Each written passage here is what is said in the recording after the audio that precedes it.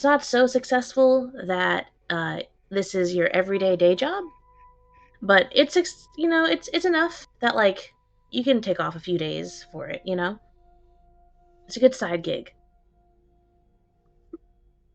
Did any of you guys?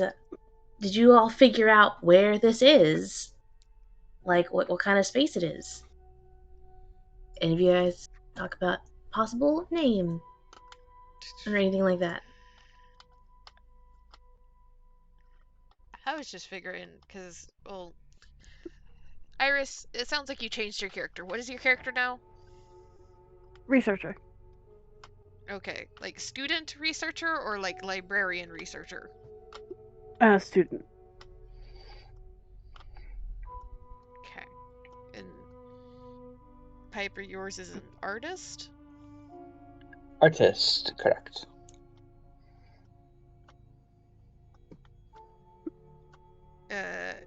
To me, honestly, I think the easiest is just like the back room of a library or some shit. Yeah. I think that works. Okay, cool. And Don't ask me about names. I don't name shit.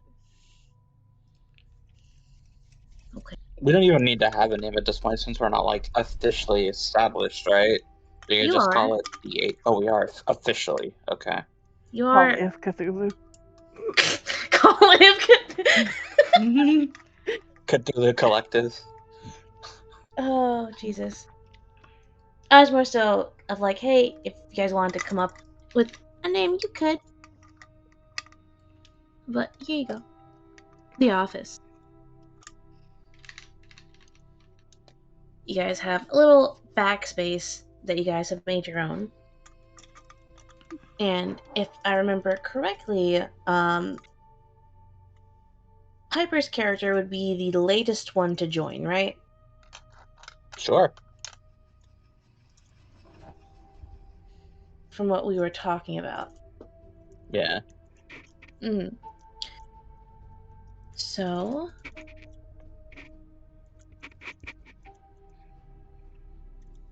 let's say that it's a typical, like, what, Friday, and you're all chilling here because you all got a letter in the mail addressed to the agency.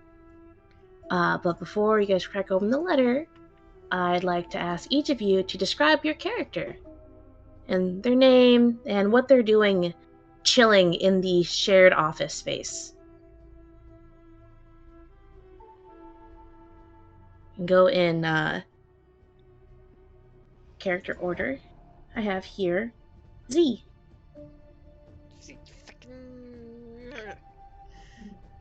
I was trying to rediscover the voice.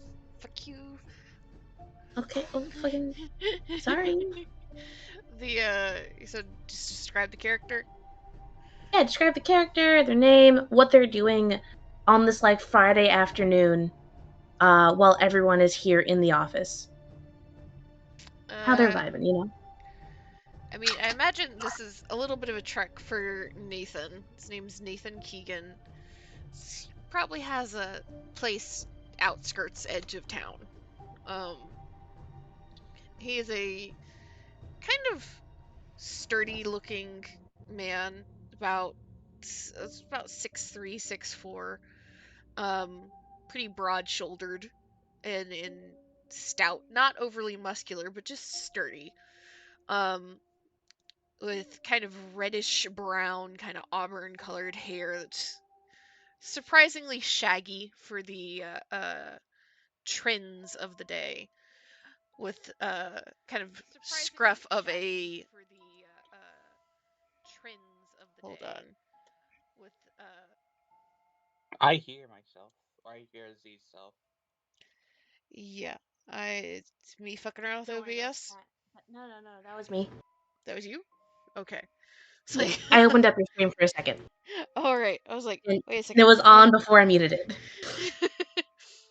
So, surprisingly shaggy hair for like the trends of the day. It's kind of left loose, with a little bit of scruff of a beard and a mustache that is relatively well trimmed, but is also a little bit more facial hair than most men tend to have.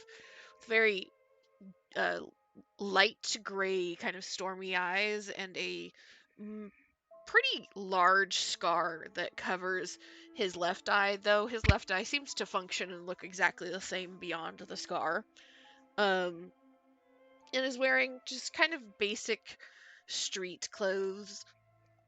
Looks like they're old, they're a couple of years out of fashion, but they are uh, sturdy and well taken care of and clean. And really the only thing that stands out is as he like unbuttons his jacket and sits down, he does have what looks to be the hilt of some sort of blade kind of tucked away and hidden under the jacket, um, and carries a kind of body leather messenger bag. Um, and he just kind of walks in and nods to everybody and sits down in one corner and pulls out from the bag just a little piece of wood and a tiny carving knife and starts whittling away, just waiting for whatever's about to happen to start. Okay. Next up, we have Elaine.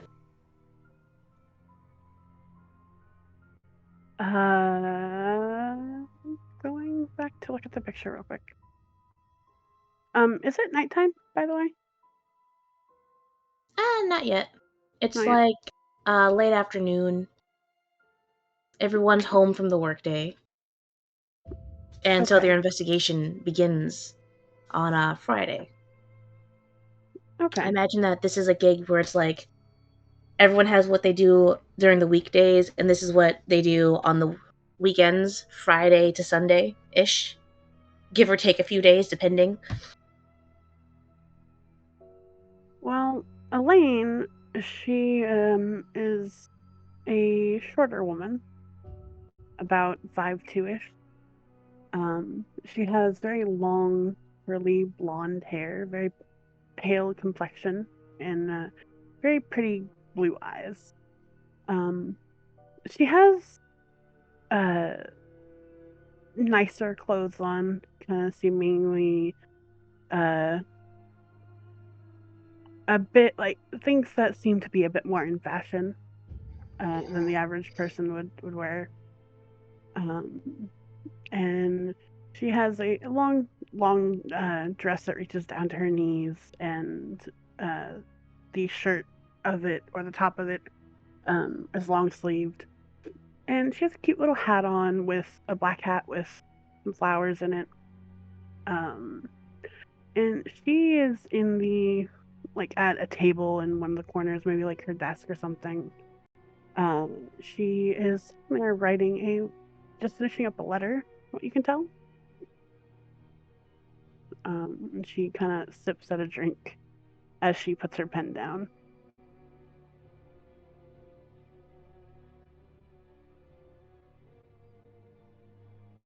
All right. And we have up next Dr. Evie Chambers, who's a doctor now. Yes, thank you. Thank you so much for remembering her former title. So, Dr. Evelyn Chambers, more often Evie Chambers, is probably studying the bookcase, I would imagine, because if this is in the back room of a library, I imagine that she's ferreted away pretty much everything she could find on her specialty into this back room, pleading some sort of eminent domain over it, which is at best a shaky argument, but she's very insistent. Evie is, I believe I made her about average height, which is surprising for me, maybe on the taller side. Fairly young for somebody who has a doctorate. She looks to be like, I think 25, 26 or so. But the stress of it does kind of show because there's a gray streak in her glossy black hair.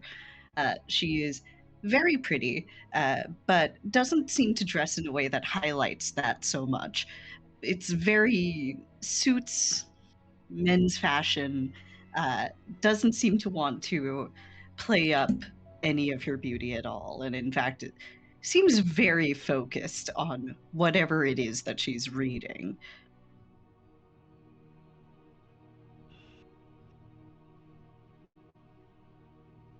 All right. And here we have. How do you do the pronunciation, Piper? Arlen. Arlen. Okay. What's Arlen doing? So Arlen is a tall girl at like 5'9" to 6 feet. You can't tell she's a girl because she's wearing very like masculine clothing. Like she has on like a brown suit and tie. She has a ponytail that's wrapped up and it's kind of like leaning down. Currently she is laying like I feel like on this little like bed chamber thing, like this little nook, or is that a desk? Whatever. Well, she's sitting there wherever it is. She has the window open and she has a cigar in one hand and a lighter in the other, casually looking outside with her very light blue eyes.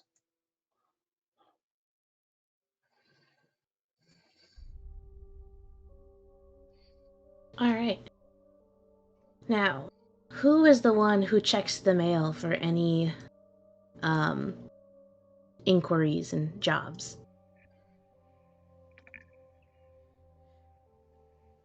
Elaine's willing to do it, especially since she was writing a letter anyways. So probably put something in the mail box. Mm. Go get the mail. Yeah. Okay. So you get the mail, and you see that you have a letter addressed to the agency. Always very fun. This one is signed from a Mr. Knott.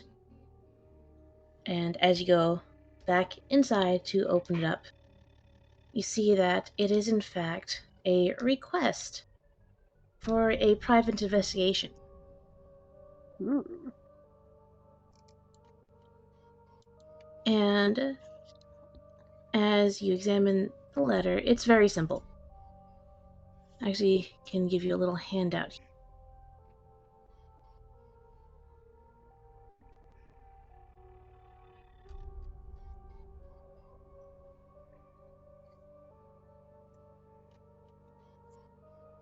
But very simply, this Mr. Knott, located in central Boston, is a landlord, and due to a previous tragedy from the people renting the house, he hasn't been able to rent it out since, and he wants you all to investigate it and restore it to its good name of just being a normal house that there's nothing wrong with. And he is offering to pay at a rate of $20 a day. Big money. Wow. He asks you all to meet him in Boston at a local cafe shop, local cafe coffee shop. And there he's willing to talk more about what happened and is willing to give you $20 cash if you in advance to take on the job.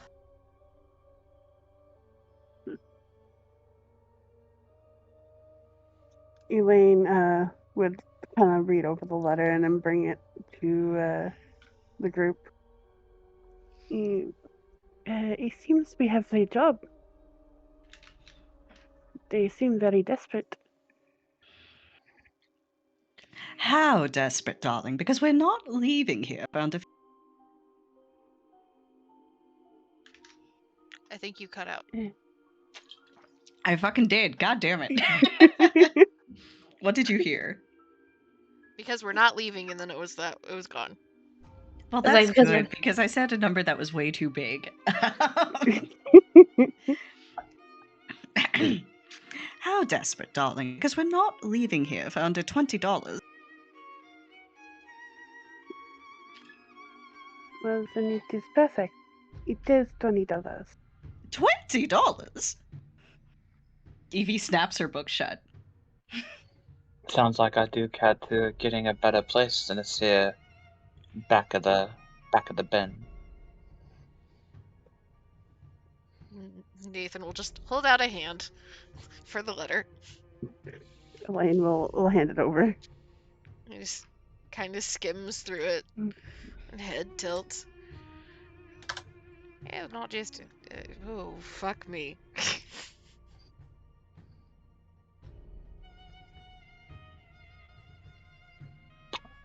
I mean, if all we gotta do is talk to the bed, I'm sure we'll be fine.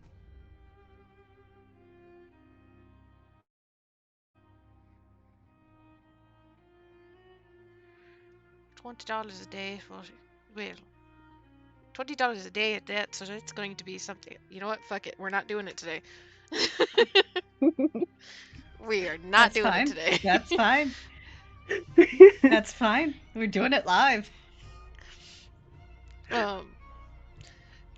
Not only is he talking about giving us $20, but he's talking about giving us $20 per day. More than enough to cover our expenses for a while. And to buy me a new set of dissection equipment. Those things do break so easily these days. I think it's less that they break easily, even more that you just dissect things a little too often. Nonsense. Dissect things too often? What does that mean? It means One exactly doesn't what get it a sounds like. It means you're scary, damn is what you are. Eh? Frightening? Me? Now that's one I haven't heard before.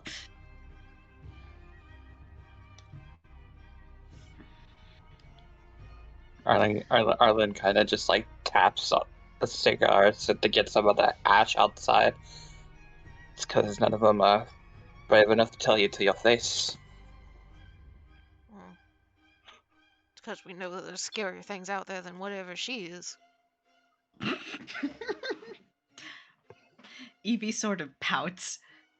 Well, I think Nathan would tell me, wouldn't you? You've told me similar things. What did you say I was? A bewildering woman? Was that the term? Doesn't sound like me. But scary is not one of them. Concerning. Not scary. Frankly, I think I prefer to be bewildering. Depends on the day.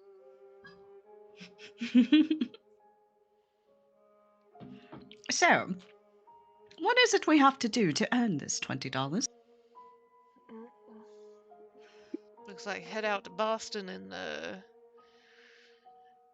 help Mr. Knott get the Corbett house sorted. Something along the lines of getting it ready to be rented out again. You guys see where this page is? Because I've not seen any information pop up. Handouts in Discord? Discord, yeah. Oh, Discord. Okay, my bad. Look at this. Not so thrilled about going down to Boston, but How far away? How far down is Boston from here? From wherever we are? Where are we? You're like just outside of New York City by like hour drive out. So it'd be about a 3-hour drive. be long train ride. Unless any of you got a car. It may be a very long trip, but it's $20 up front. Amy, how much would a car cost in this day and age? I don't know. Does your character have a car? Yes or no? My character's pretty rich, so she could. Yeah, so In theory. okay. I already told you how inventory works in this game, right? I feel like I've explained this a lot. I just don't know to who. Not to me, no. If it makes sense that your character has it, they have it pretty much. Yeah. Okay. Unless it's like yeah, my super character's pretty ultra rich, rare. so yeah. Unless it's a super ultra rare restricted item, then you'd have to talk to me about it. But other than that, if it makes sense for them to have, they just have it. Okay. But you also have to remember, if we're talking like 3 hours modern day cars, we're talking 1920 cars, double it. True. It's a day's trip to get to Boston. You guys can leave now and get there like late at night, so you guys can just get there and go to bed. If you guys leave right now, Right, meow? right now, because it's like Yeah. what 5 p.m. Anybody had any plans for this weekend that would make them say no? Hmm. Oh, I'm sure I can assign a bit of reading instead of a proper class. That's one, that's two. Arlen? I can always take a canvas with me on the road, eh? I have no idea what you just said. I'm very sorry. I said I can always bring a canvas on the road, eh? Okay. I really, really want to fall into like a Willow accent, and it's very hard not to. And Nathan just kind of nods and folds up the letter and like holds it out vaguely in the direction of Elaine and Evie, assuming that one of the two of them's going to be responsible for the letter. Evie will snatch it. She wouldn't call it a snatch, but it's definitely a snatch. All right, ladies, let's grab your bags, grab your powders. Let's get on the road before it gets too late. On the road? Nathan, dear boy, don't you mean the rail? Just like arches a brow and then looks over at Arlen. That's a discussion you're going to have with her. I don't mind if we take a ride or we take the rail. If we take a ride, it would take longer to get there, but we'd have more freedom of movement in the long run. But also, we would get there faster if we go on the rail. Well, it's just that I've heard that they have these delightful new menus on the train running along the northeast corridor, you see. Have you ridden in a 1920 Ford yet? The seating is fantastic. Yes, but a locomotive is a triumph of engineering, my dear. Again, I ain't mad to either one of the ideas. And just think how thankful you'll be for the space to stretch out those legs of yours. Well, I do admit there's not much legroom in that old tin can. Exactly. And then imagine myself and Nathan and Elaine and you all crammed in tight as a pack of sardines. It just wouldn't work. How much is it for a Ducat all the way to Boston, anyway? Probably not terribly long. A couple hours. Couple of hours. Oh. Sure. I see no problem with it either way. Let's breeze.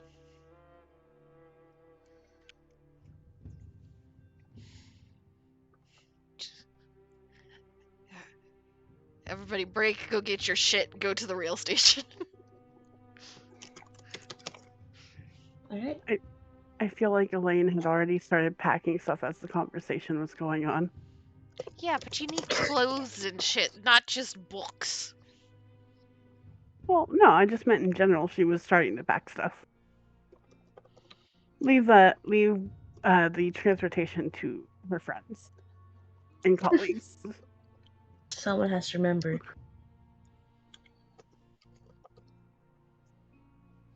Someone's got to bring the magnifying glass to look for clues. Exactly. All right. So are you guys driving there or train? Sounds like train. Train ticket. Okay. So you all get your train. You all get all your shit packed for a long weekend. And you all go to the train station, you get your tickets sorted, right? I feel like a train ticket's cheap enough to not really bother going into your spending level. It'd be what?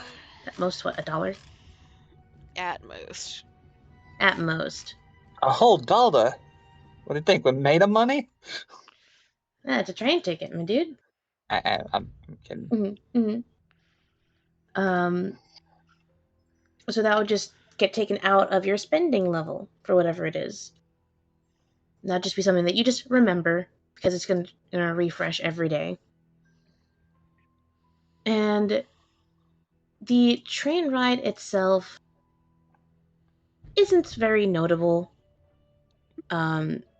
It's not packed at all, despite the fact that it's a weekend.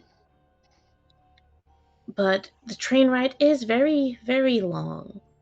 And once you guys arrive there, it is definitely very well into the evening.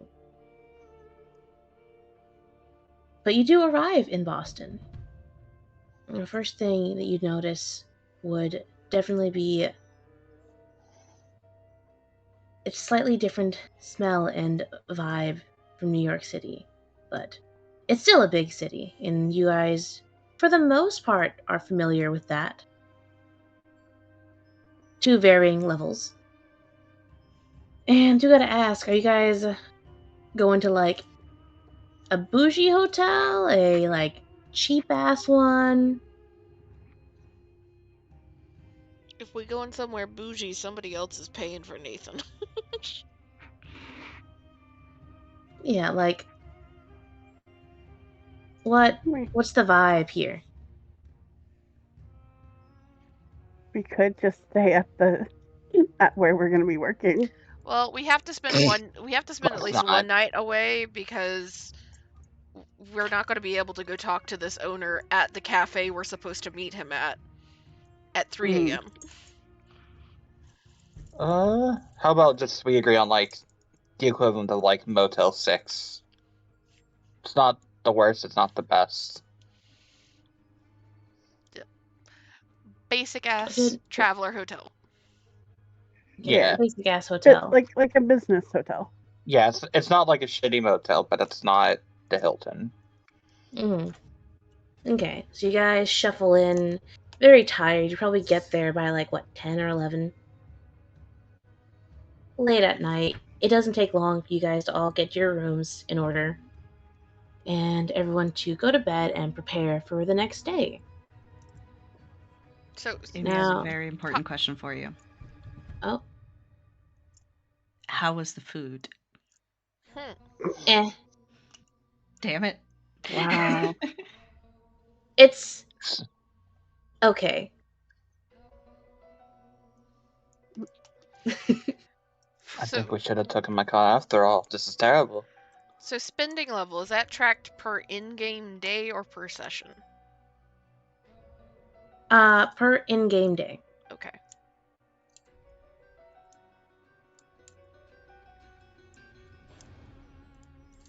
So it's kind of like a hand wavy, like someone wants to fucking buy donuts. Yeah. Which is what I did a lot. Yeah, it just like that just goes in your spending level. It's for bigger purchases that would dip into your cash, but it would start from your spending level. Okay. Say you want to buy something for $60, but your spending level's 10, you'd take 10 from that, and then you'd need like whatever's left come up from your cash. Cool. And you get that back by just earning cash, or Spending level is just refreshed every in-game day. Your cash and your assets are finite. okay. Your cash is just all the liquid cash you've got on you. Your assets are essentially everything you own, pretty much. But can we Okay. earn more cash? Or Yep.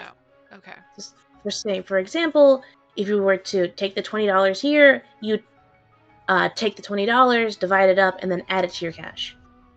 Okay. Okay.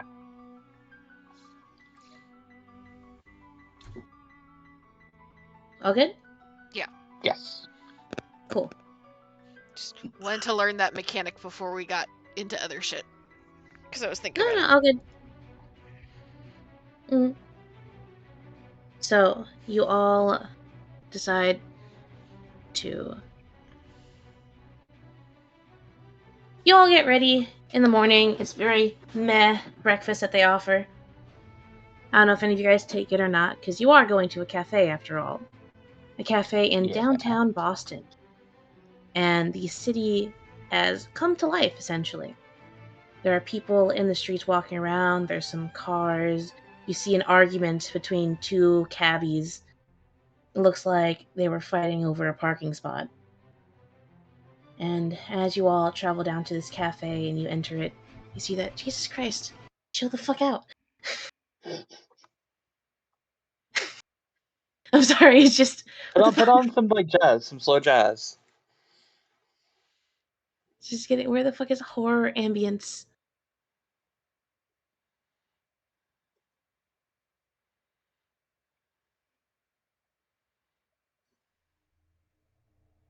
Sorry, but it was distracting me, unfortunately. Sorry about that.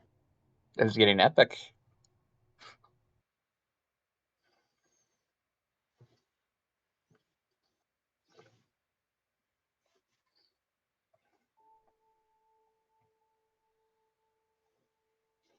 Okay.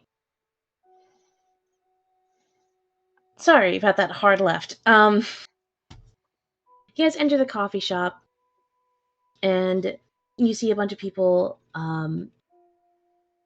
sitting around getting their morning coffee. Some of them have donuts. You see it's pretty busy at this time, because I imagine it's what, 9-ish a.m. is when he had the meeting. Early enough in the morning, without being too early. And you do see a man sitting at a table, a larger table, but he's on his own. And he looks to be a man about a good 6 foot in nature, much more broader built. You see that he is currently smoking a cigar as he's kind of just like anxiously tapping his cup of coffee before he takes a sip. As he looks up at you all, and he kind of just like gives you a nod of like acknowledgement, and also like a question in his eyes of like, are you? Because he doesn't know what any of you look like. But he sees a bunch of newcomers walking into a place at about the time he wanted to meet a bunch of new people. Arlen will sit across from him and like hail the waitress. Monsieur not? He gives a nod. You see there's this kind of like breath of like relief he lets out as he puts the cup of coffee down and reaches out a hand to shake. It's like, hello, yes, you were the agency, right? Hi. It is a pleasure to meet you. I am Elen. Right? Shakes She'll hand. shake his hand. Mm-hmm. Mm-hmm. Gesture to the rest of the group to like sit down.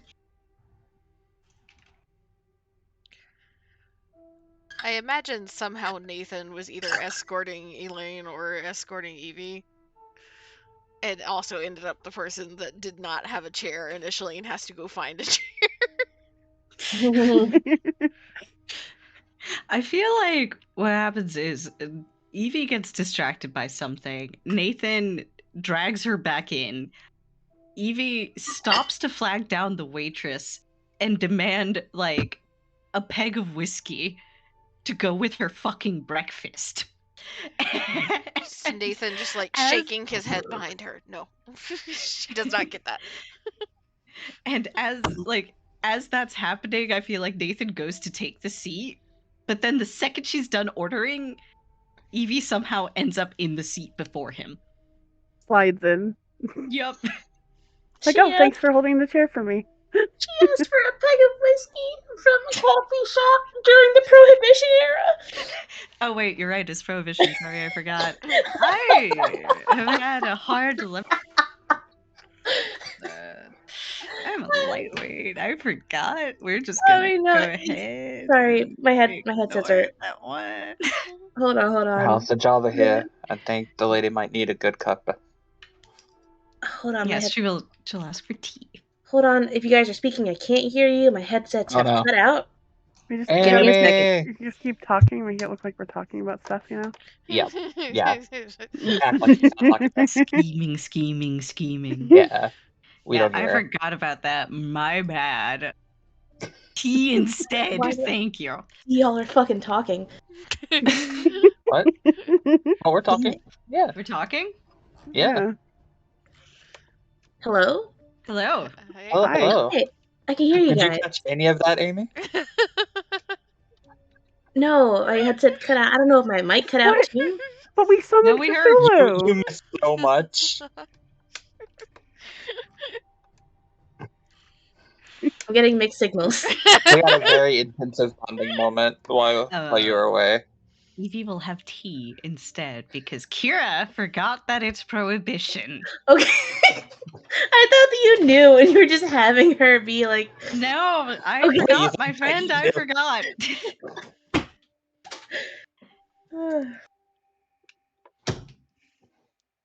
okay. Wait, Prohibition was only in the US, right? Yes. Yes. Mm-hmm. Well, That's isn't also what Eve- I thought. Evie was Yeah, I also was gonna say, like, referencing. yeah, I was like, isn't Evie from, like, London? Evie's from Oxford. Oxford, okay. But she's been in the US long enough to know that fucking Yeah, she would alcohol make that gets you mistake. sent auto to jail. Like, don't do that shit. Yeah, she would not make that mistake. So she's instead going to be very finicky about the teas on offer. Okay. Okay, you asked for a tea. You're not gonna be happy. However, Arlen asked there's a for tea. nice hot coffee. Or Okay. Java, as they said back then. Did you look up a list? I sure as fuck did. Know your breakfast menu. Thank you, Z.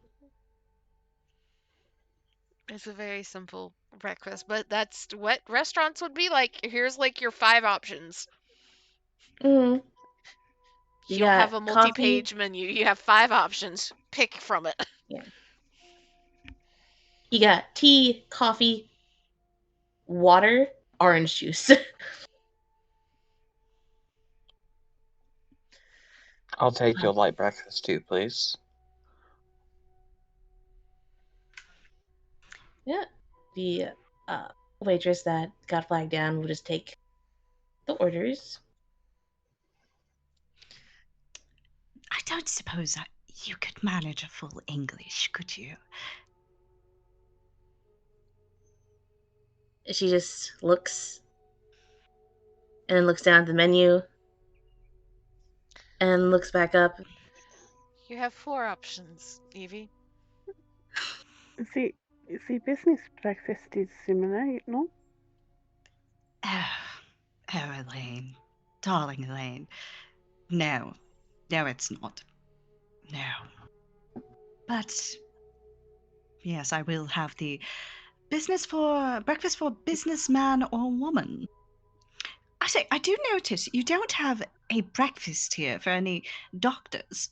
Why is that? You I know, think the restaurant's down the she's- street.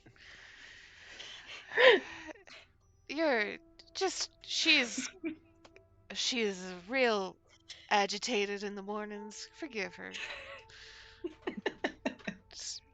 I'll take the outdoor work breakfast with some tea as well. I should also have the business meal.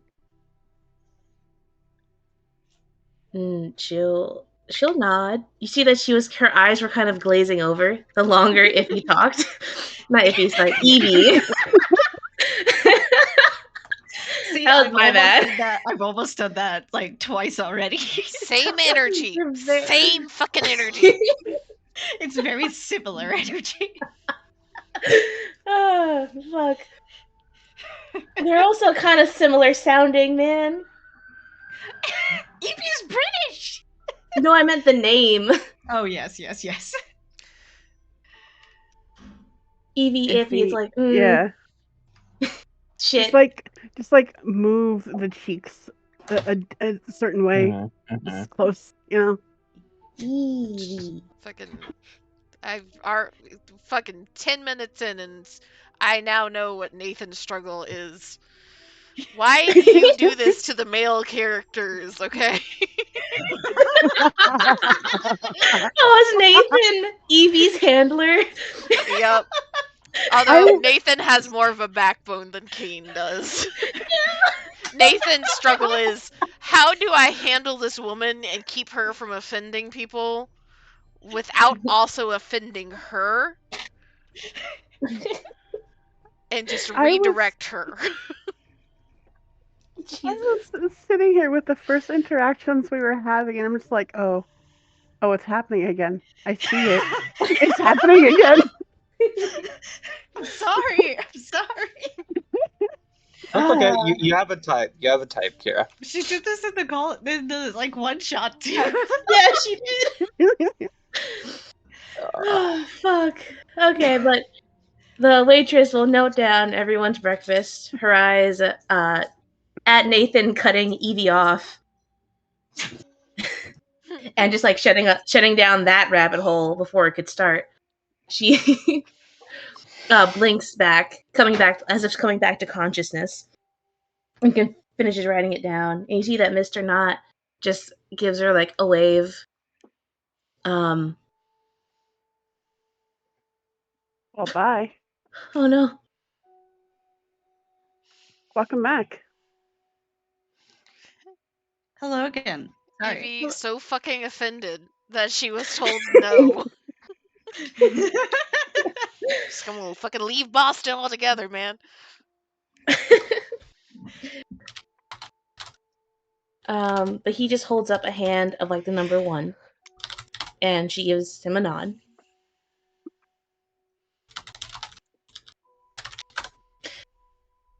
And she'll walk off. And it's not long before she brings everyone their drinks.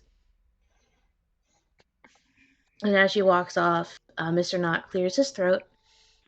He says, so I take it you're all taking the offer. Well, we're taking an interest in the offer at the very least. Give us the dirt. Well, I own a property in the suburban area. Locals call it the Corbett House. And my most recent tenants have left. However, no one wants to rent the place out anymore because of what happened to them, or, well, why they left. And I'd like you all to get to the bottom of this and I guess provide proof that there's nothing wrong with the house so that I can get to work refurbishing it and cleaning it out for the next renters. Most recent tenant. Makes it sound like you've had multiple here at a short amount of time. Well, they were here for a few years.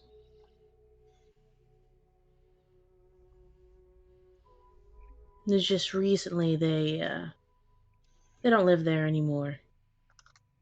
But I came into the property about 10 years ago.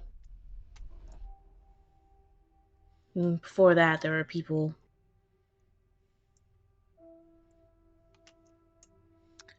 Is it one person or one family per house, or is there multiple apartments within it? One family. And I bought it from someone who bought it from someone, or a couple owners. But it's a good house. What is the reason they left? Well,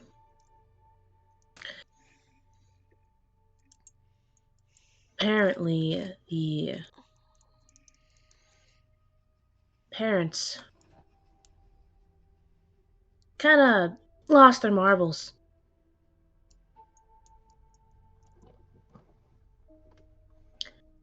And, well, it was after the father had an accident, and then, well, he went mad. And then, so, about a month ago, the mother, she also lost it, probably from the stress. Accident. What exactly does that mean? From what I remember, about 6 months back, Mr. Macario fell out from one of the second story windows. And after that, he wasn't the same. Can we get a spelling on that name? Eee! Your turn to have to type the shit in. Macario. Mr. and Mrs. Macario. Uh, And did he fall on his head or something? he shrugs. And he takes a pull from his cigarette as he kind of waves it in the air of like a, I don't know, gesture. I'm not sure. You said the mother and father, so there's some kids involved in all this. I remember showing the house, they're talking about their sons. If I remember correctly, right now they're living with some relatives down in Baltimore.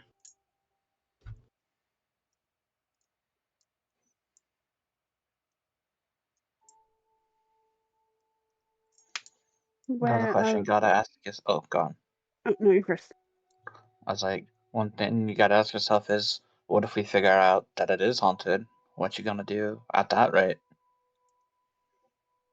Well, I don't really believe in the superstition stuff, but let's say it is haunted. I'd be willing to pay you all even more to unhaunt it. Figure out what's there and get rid of it. It's like, exterminator, pest control. But again, I don't think it's haunted. I just want you all to go in there and prove that it's a freak accident. Where are the parents now? Oh, they're over in. He pulls out a little card from his wallet. Over in Roxbury Sanitarium. A few miles out. Hmm.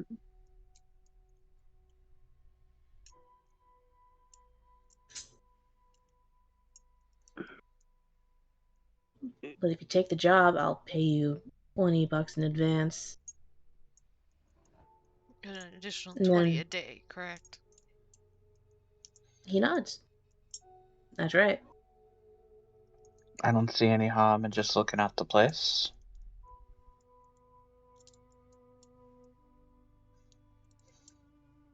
How is it you know they were crazy? Well, I got complaints from the neighbors. Apparently, Mr. Macario started babbling about it being haunted and something about eyes and mad things. And then a month ago, the missus started going on about the same thing. So she joined her husband over in Roxbury, and the two kids went over to their, I think it was what, cousin, their aunt? I don't know. A relative in Baltimore. Was there any other incident? Or just the eyes? Well, there was that freak accident, but I don't know. I feel like the locals encouraged the whole haunted house nonsense. What made you say that? Well, rather than calling it the property, they always call it the Corbett House, which was the original owner. Or second owner. I don't know the history of it. Again, I only had this house for a decade. I bought it as an investment. But there are apparently some tales the locals know about the history of it that they play up, probably to scare any newcomers in the neighborhood, if you ask me.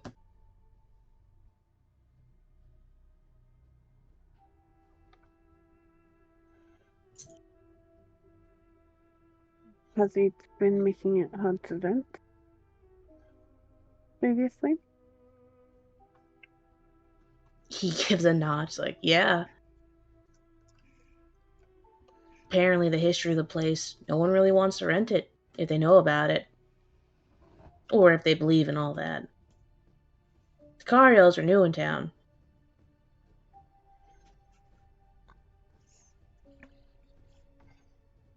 And I've been there myself, when I bought it.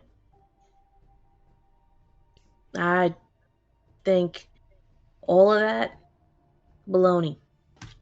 Don't believe in any of that. I think it's a fine house. Locals stirred up some stuff, and, well, what happened to the Macarios was a tragedy, but I feel like that's just a coincidence. Was there any other incidents with the previous tenant? Not that I'm aware of. I only really know what's happened in the past decade or so.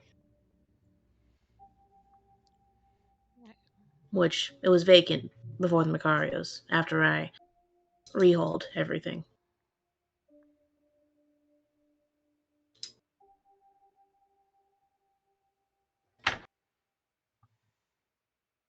How long ago were these accidents again?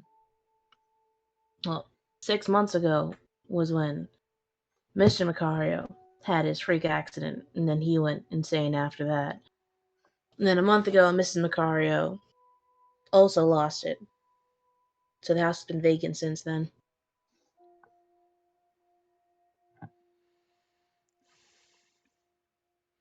Drew, if we go take a look at it, you're going to give us full access to the house and the rest of the property, correct?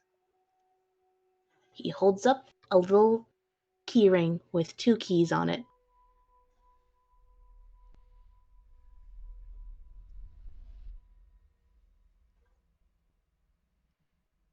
You guys can have full access to the entire property, as long as you can make sure that there's nothing going on there.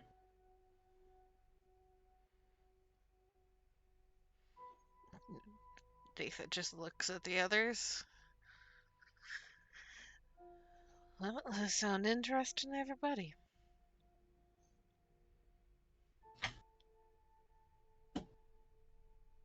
I see no harm in it.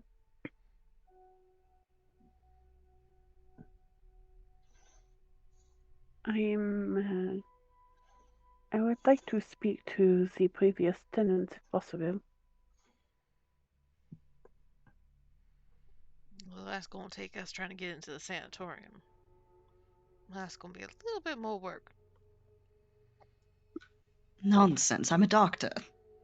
Not that kind of doctor. They don't know that.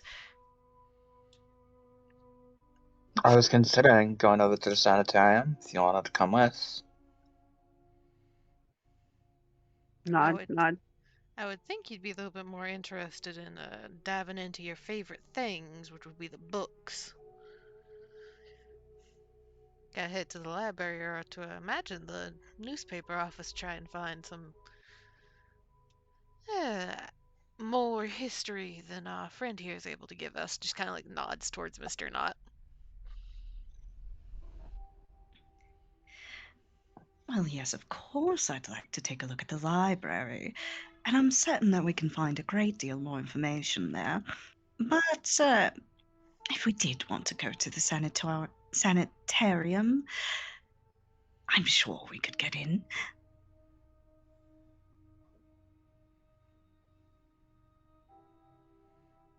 And Ethan just kind of like nods a little bit, looks over to Mr. Knott, holds out a hand for the keys. Looks like you got a deal. Everybody's already planning. He'll give a nod, and he will hand out the pair of keys over to Nathan. and he'll also pull out 4 crisp $5 bills and set it on the table. Everybody gets And $5 more. and then he'll pull out another 5, and he'll put it under his coffee cup that he drains before he puts it back down. Like, thank you for taking this job. I'll call, check in later on, see how you guys are doing. If you guys need me, he hands out a little card, business card. It's got his number, place of work, contact information on it. You can reach me anytime. Nathan will take the Good card luck. and the keys and pocket them. Mm-hmm. And just to make it clear, that $5 under the coffee cup, he is buying breakfast. Sweet.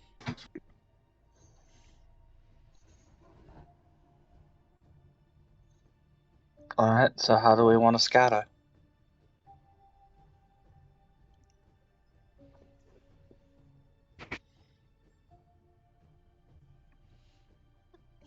Nathan, Don't everybody speak up at once. Nathan, very focused on his breakfast as it arrives. Just kind of Yeah. glances up and looks and shrugs. Not gonna be much use in any of the places you guys want to go, but I will accompany whoever needs a bit of an accompaniment. Was there What is some your character design, Z? Like, what are Nathan you? is a park ranger. He is outdoors and Okay. fighting. He is not library and Okay. talking to people. Okay. He has was some interest in history and like spot like he's built to like be the perceptive one, I guess you could say.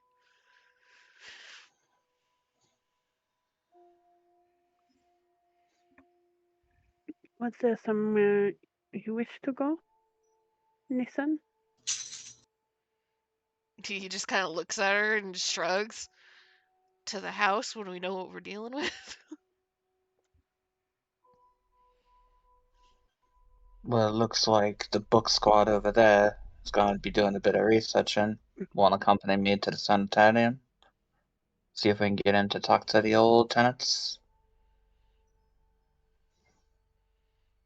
Nathan just kind of glances over to Elaine and Evie.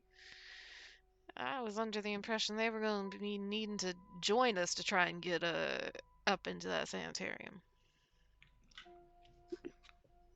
Looks over to the two. Elaine nods. I do wish to speak to them. And I'd hate to let poor Elaine down after everything she's done for me.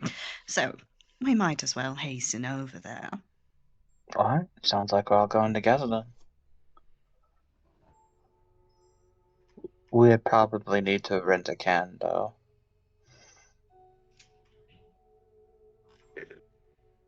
After breakfast? No? After breakfast.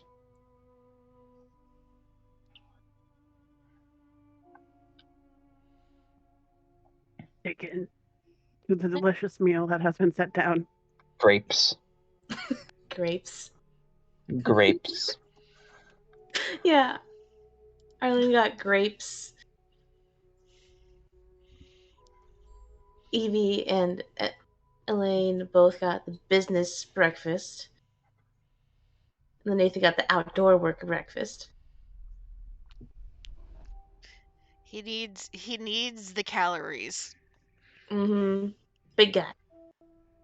Shredded wheat with hot milk. Oh, God. The breakfasts are pretty good, actually. See why that he picked this spot. Nathan's the only one with pancakes. He can't complain. It was a toss up between pancakes and muffins. Muffins are good. Oh muffins. Evie's judgmental about the tea here, but everyone expected her to be, so that's fine. If she's complaining about the tea is the least like worrisome thing Evie can be doing.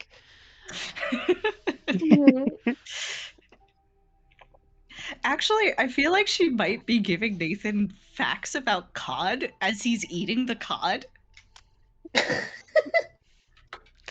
As long as it's dead and cooked, that's all he cares about. I say, Nathan, did you know that codfish are carnivorous?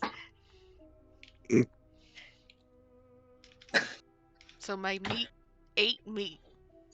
Okay. Yes, indeed. In fact, they eat a wide variety of other fish. Amy, are you okay? I'm so happy.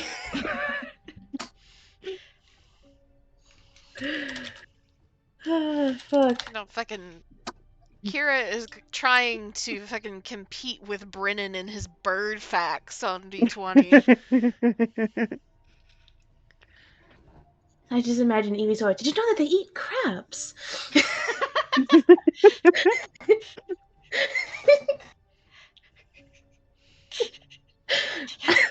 Sorry. Nathan just has that like eyes lifted to like look like he is paying attention, but 100% glazed over, just eating.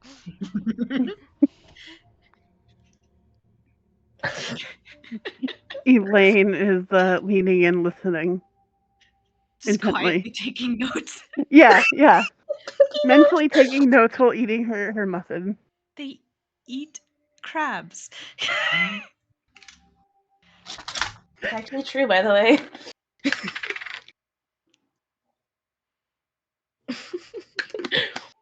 They eat crabs. Huh. Didn't know that.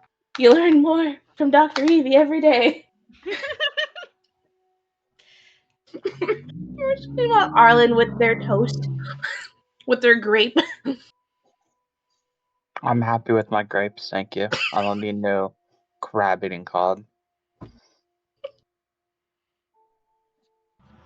Well, it's a shame that you're not eating cod, because you see, each one carries 5 million eggs. Isn't that incredible? Then fucking It's incredible. Nathan gets almost completely through his plate. I imagine Evie's been talking so much she's barely eaten. So he starts shoving his food onto her plate to try and make her eat. Quiet and speed. Easy, Croker. I think you're ruining his breakfast. Shh, shh. Yes, We do I this. suppose. Shh, just eat. Why don't you eat some of your muffin there? If I keep her distracted with the food, then she's gonna stop talking and we're gonna actually get somewhere before it's past noon. Ain't that some good muffin? Put a little bit of marmalade on it. These are delicious. However, I can't help but think how I miss blackcurrants. Isn't it so strange you can't get them here? Sure, if you just take another bite. Compare the flavors then. Just another bite, woman. Evie takes another bite. And she starts attempting to talk with the muffin in her mouth, but then she just catches sight of the look on Nathan's face, and she just eats the muffin.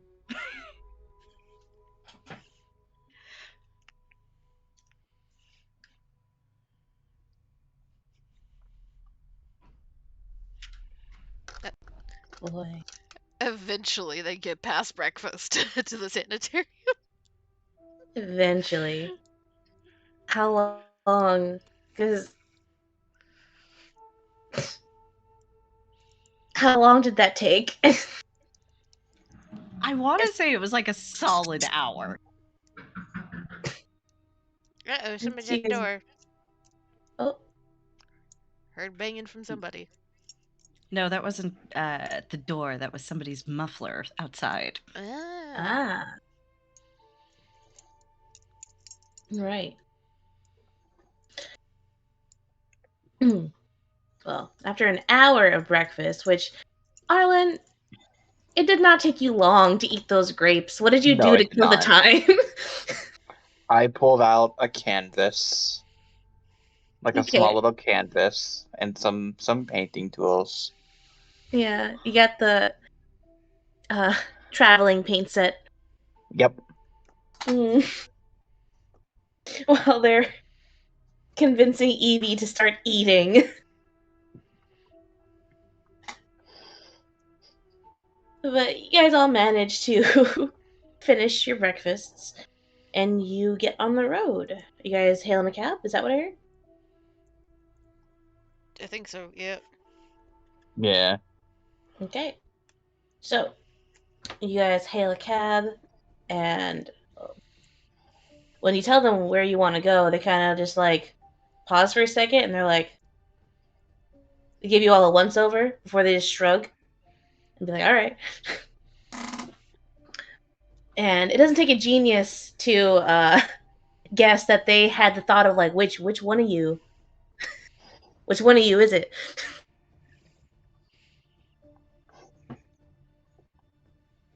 It's a few miles out of Boston, though, not too far. So you guys get there around noon, equating in Boston traffic.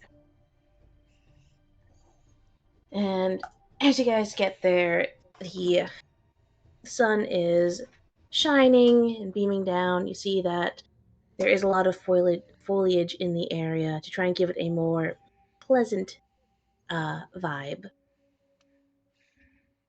And as you all exit and walk up to the front steps, you see that there are some patients out in like the back garden with some attendants and nurses with them. And as you walk inside, you see that there is a woman seated at a front desk. And she gives you all a very, very pleasant and warm smile.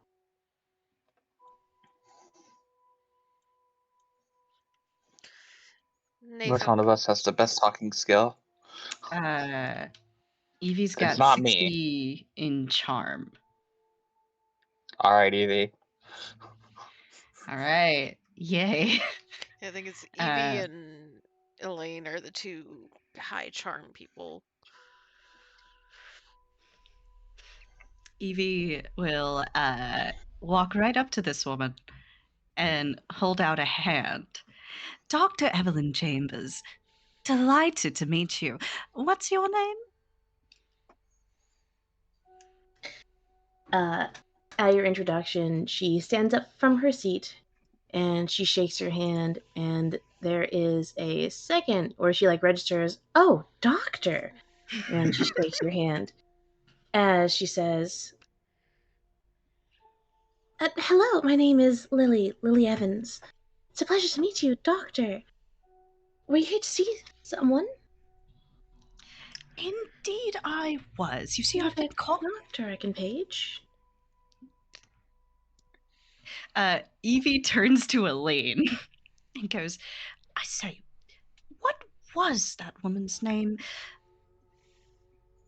We've been called in on a consultation, you see, and the transatlantic trip is just a devil and a half.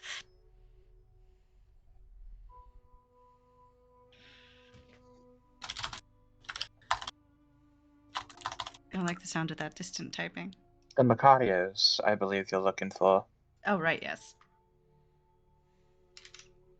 Sorry, Iris isn't here right now. Yeah. Yes, we're here to see the Macarios. And she nods before she looks down and flips through a notebook. And then her eyebrows kind of furrow a little bit as she looks up and says, there isn't a doctor on staff that goes by Macario. Are you sure you're not mistaken?" No, that's the name of the patient, darling. "Patient? You want to speak to a patient?" Indeed. I'm here on a bit of an academic trip, if you understand. Well, I can look up their primary physician and get you in contact with them that way.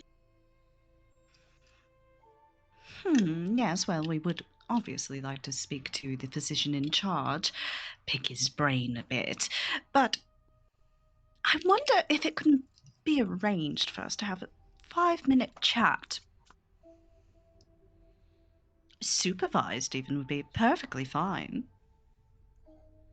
You see, I'm something of an expert when it comes to matters of the mind, having weathered a few, shall we say, interesting incidents myself. So whenever I hear of a new one, well, my heart does ache for the poor dears. I'd like to do whatever I can to help. And she nods. I was like, well, we do have a policy here that only family members of the patients can really go to see them unless they request outsiders. But I can definitely get their primary care physician to talk to you. Do you think I should push it? I was asking Amy I was just about to ask Amy if I could have prepared like forged letters for you or something. I was just messaging her that. Okay. So, what we're going to do is we're going to have both of you roll. Because what exactly is the angle that you're trying to, like, get access to them here? What do you mean Is by this that? purely academic? Is it just, like, purely academic? And, like, for what reason? It's like, what do you want these papers to say exactly? I want to help establish her identity as a psychiatrist. Can I make a suggestion? Yes, please do. If we're trying to get in without the physician, at least briefly, it would make sense that they found somebody that they want to have an unbiased opinion. So they don't want the physician there initially so that she can diagnose separately. That is a good argument. That is a good argument. Very good argument. All right. So, if you want to have Elaine, not Lane, Evie. Arlen. Oh. Yeah. Sorry. Why the New fuck did names. y'all just all y'all's Dude, names? I don't know. I don't fucking know why they did this to me. My name has been set for months. Thank you I very didn't much. read the names at all. Because the previous pronunciation today, you were like, it's pronounced like this. Previously, it was Arlene. Then we had Elaine. Yeah. It is supposed to be Arlene, but since she's doing a more masculine thing, she made it Arlen. Like Arlen. Arlene is how you're supposed to say it, Okay. but Arlen is more masculine. Okay, please forgive me if I read it as Arlene whenever I'm looking at. No, that's quite all right. That's quite all right. Okay. Okay, and we have Elaine, Evie, Arlen/Arlene. Okay. Yeah. It's gonna take me a bit to not fuck it up constantly. You're welcome for Nathan.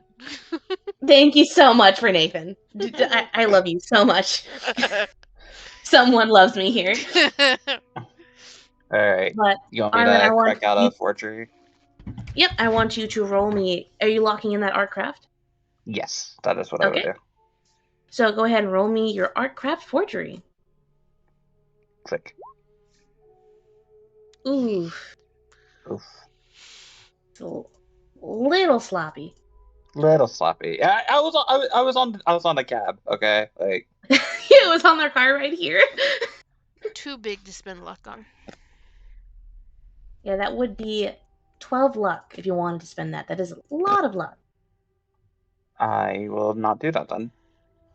Like, you are more than welcome to. However, How that is much a do good you chunk. like? How refreshable is luck? So luck every beginning of every session, not including today because this is our first session. You're going to Okay. make a luck check. So you're going to roll your luck, and if you fail the check, you add 1d10. If you fail the luck, you add 1d10? Yes, in a luck check roll. That means it's essentially if you fail, that means your luck is too low. So you get to add 1d10 to bring it back up. That's what if you fail shit when Oh, leveling so up to in bring me 6. back to normal, Yeah. pretty much. Yeah. Okay. And that's going to Okay. be If it's yeah, that you get refreshable, then yeah, I'll spend 12 luck. It'll I'm say gonna that get like this girl her papers. okay, so you spend 12 luck. Make sure to note that down. And you Yes. were able, despite the car ride, you were able to stabilize yourself just enough on like the straightaways to have a proper certification for Dr. Evelyn Chambers, psychiatrist. And also, like, I guess a letter saying what Nathan was suggesting. Yeah, sure. We'll, Yeah. we'll Okay. you know, loop that into that. Yeah. And then Evie, I want you to make me a charm roll. All right.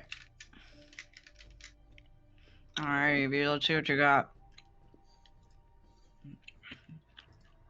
Not drive auto. Sorry. We're getting the failures out It's just now, like, though. whoo, shit, you only Oh had shit! 20? Oh. Ooh. That's much better. Okay. So did you guys discuss Arlen making the forgeries on the car ride? We must have. It would be funnier if we didn't, and I just had to hold the papers. But it would make more sense to talk about it. Yeah, I imagine Evie just like holds out her hand to the side, and Arlen just puts the papers in her hand. Yep. And Evie just slides the paper over. I imagine Lily's holding like a clipboard or something, right? Oh, she's got like a leather bound like book in front of her that seems to have all the like official stuffs. So you can probably slide it on top of that.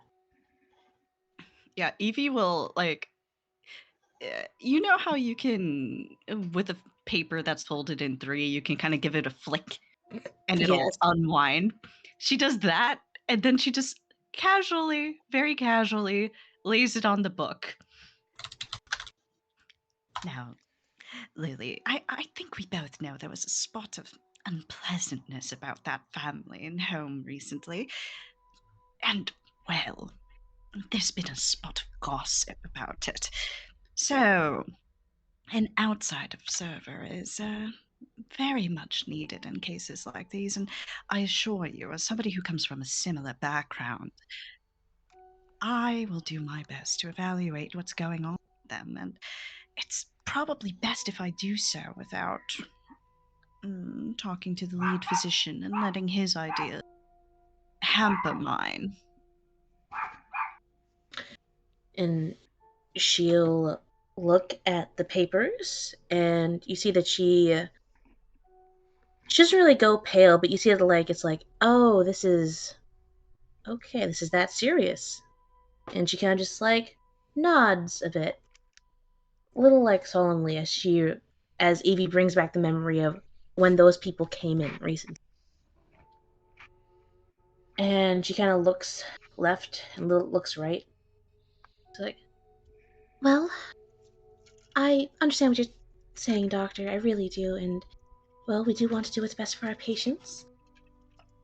Their physician right now is on lunch, and he should be back from that in about 20 minutes. Do you think that's Perfect. enough time? Sorry. We'll be out of your hair in 15. She gives a nod, and she flips through the book some more. The Macarios are in the same hallway. The Mrs. is in room 5, and the Mr. is in room 7. Just out of curiosity, what would that physician's name be? You see there's like a little like crinkle in her brow and like a like slight little like as she gives a very very not genuine smile. It's like, that would be Dr. Ace Albert, one of our lead psychiatrists here.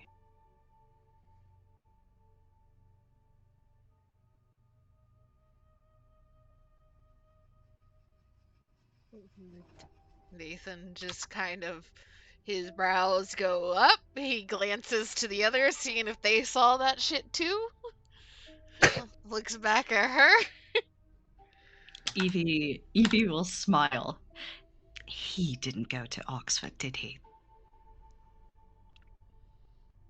No, he went to Harvard, and he likes to remind us every day. I know the type. They like to brag about that little academy of theirs, but ours is much older. Don't worry, you'll be in very good hands.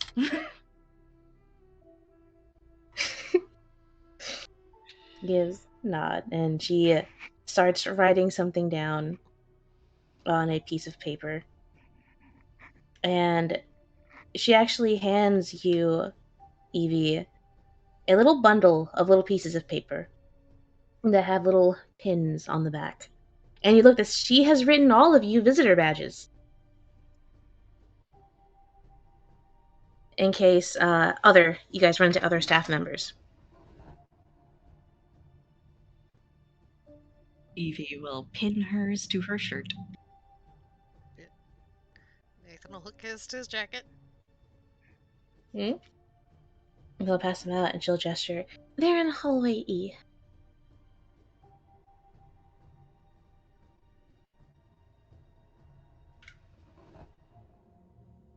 Cheers, we'll see you in 15. I'll give a little wave before she sits back down. I imagine Nathan, when he is outside or like in public, has a hat. He just kind of does like the tap of the tap of his finger on the brim kind of gesture.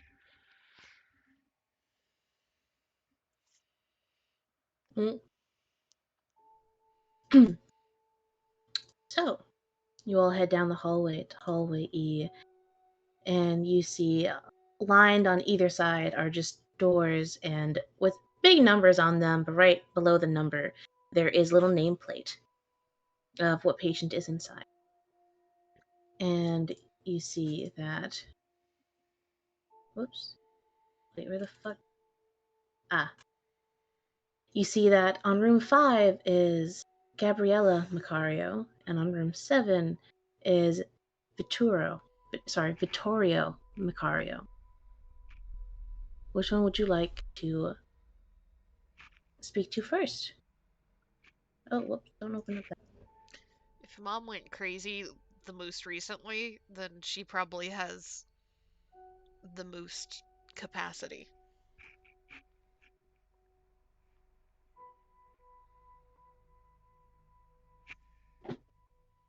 We can go talk to Mama Bear.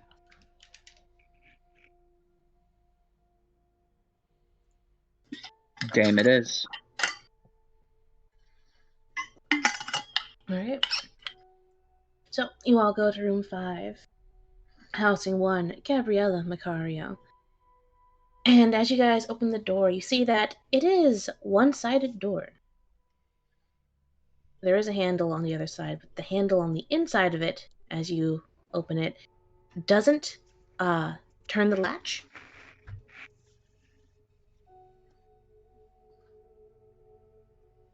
Just a little thought of like, should probably prop it open, or have someone at the door to like just keep it open for you guys before you get locked in. I mean, I imagine Nathan's hanging back because Nathan's real bad with talking with people. She's just chilling in the doorway, kind of deal. Just kind of arms crossed, shoulder leaning on the doorway, taking up most of the space.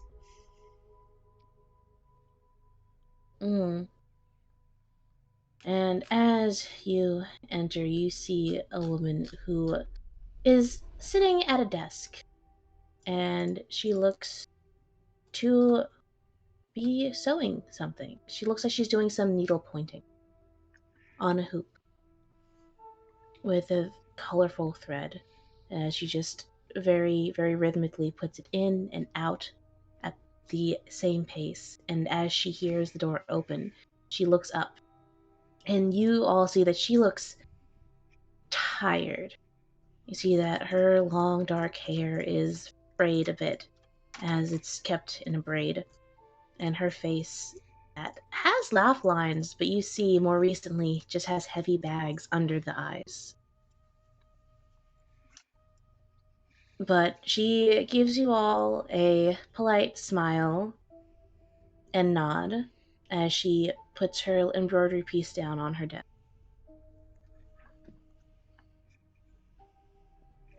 Hello, is there something I could help you with?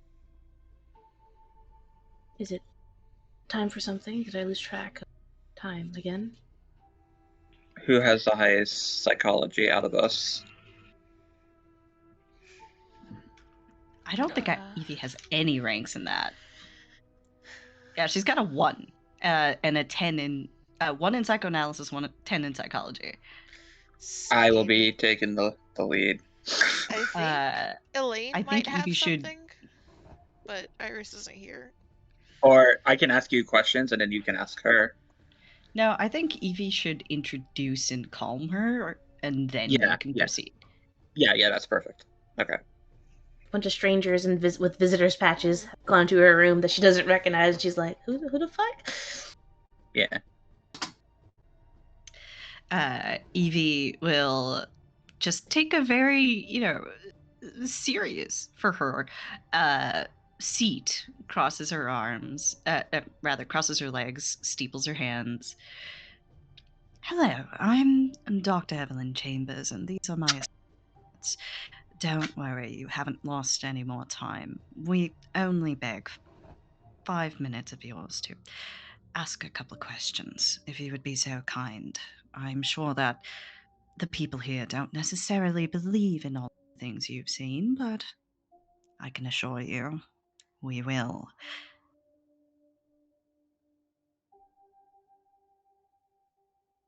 Who are all of you? Friends, delightful friends. Over there we have Nathan. He's a park ranger. Can tell you anything you'd like to know about the natural world. Over here we have Arlen, a painter of some renown, and that over there is my dear research assistant, Elaine. We're investigating the matter of the house. As you mention the house, you see that her posture kind of stiffens a bit. Please try and take a deep breath, Miss Gabriella. You are in a no judgment zone here, and like the good lady said, we will listen and believe what you say. Let us help you.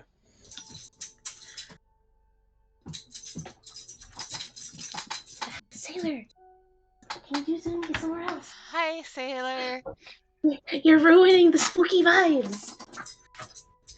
Oh, okay. I know you gotta move. Is anybody else here rattling? I hear this asylum's haunted. Happy dog panting. The ghost of a happy dog. Alright. Can't get rid of it. Did you just evict the happy dog? I tried to. He ran under the bed. I was like, go play out there. There's more room.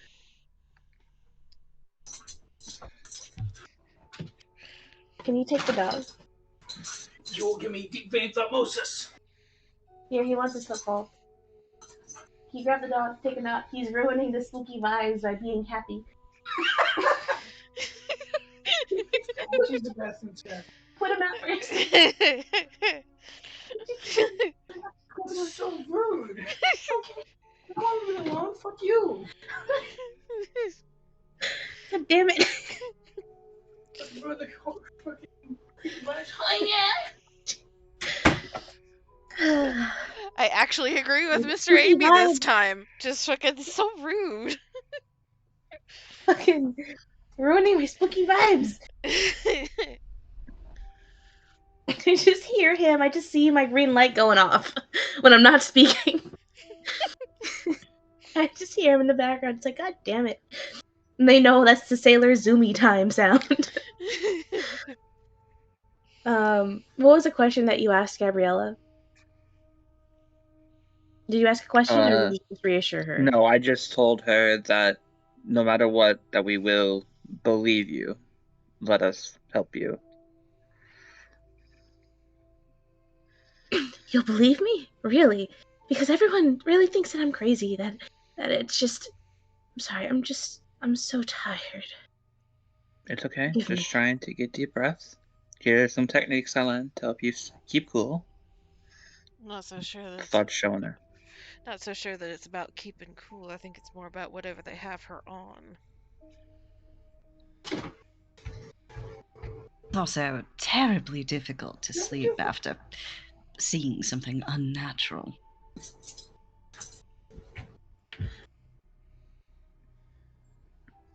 This one word for it. It's... There's something in my house, in our house. It's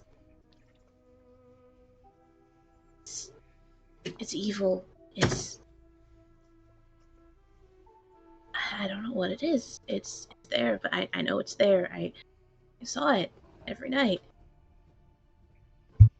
What'd it look like?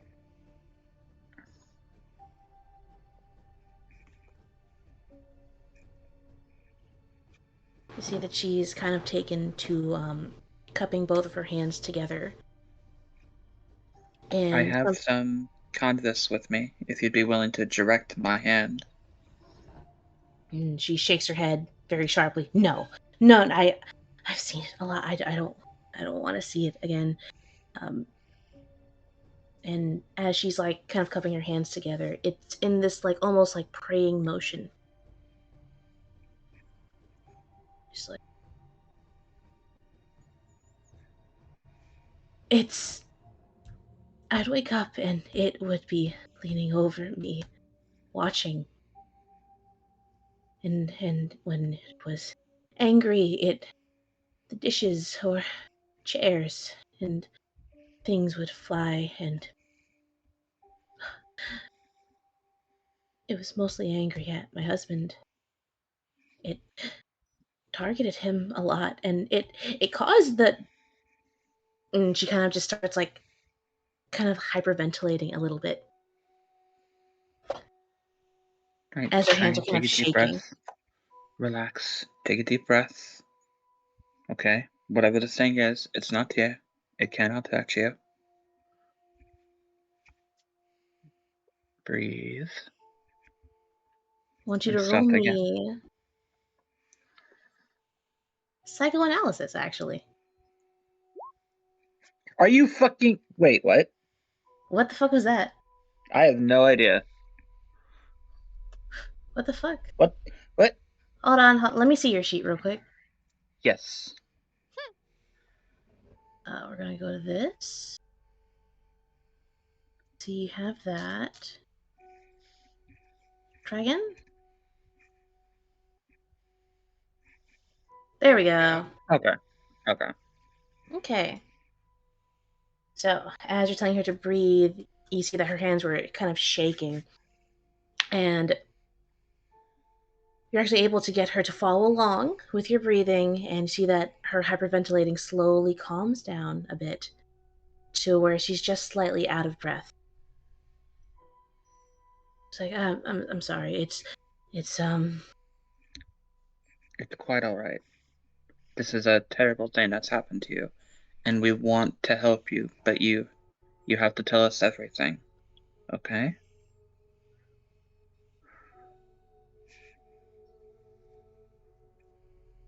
what more do you want to know? It's burning. Its eyes were burning, and it just watched, and it It attacked. said it was... You said it was angry at your husband. Did your husband recently do anything before you started seeing this thing? No, he was just being him, and he was just being good, and I don't know why. I don't know why. It targeted him a lot. Targeted him how? There was the bumps in the night, that those sounds. Well, I think it tried to trick him. I think it did. I think that it led him somewhere. It tapped on a window every night for a week. Every night he would go in, investigate it. There'd be nothing there. And then that day he went in and he got pushed out. Now I you think said he tried to trick you. Did it say anything? it just watched, and no, it lured him there. I know it tricked him to go to the window, and it lured him there, and then when he wasn't expecting it, it wasn't an accident.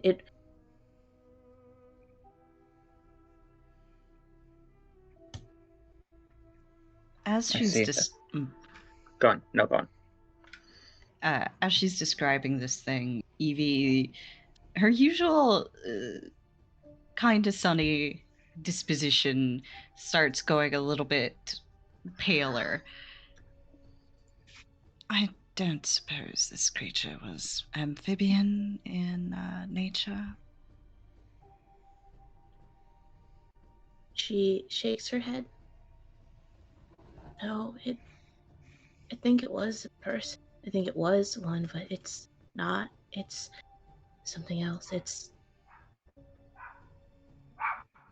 think it's a man, or it was, but now, well, I remember the eyes glowing and bright and staring, and I think I'm done here. I think I want to forget Alright. again. Is it? That's Am I done? perfectly all right. You did a good job.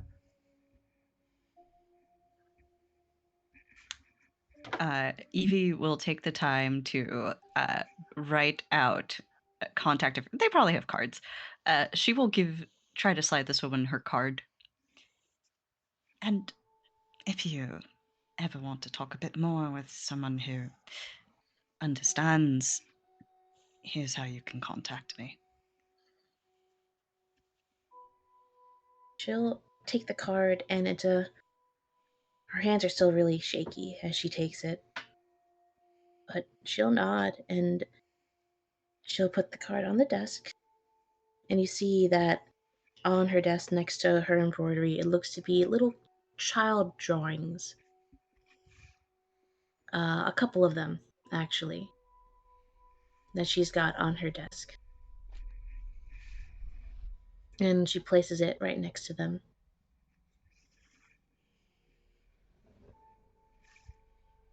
I think it's time for me to sleep.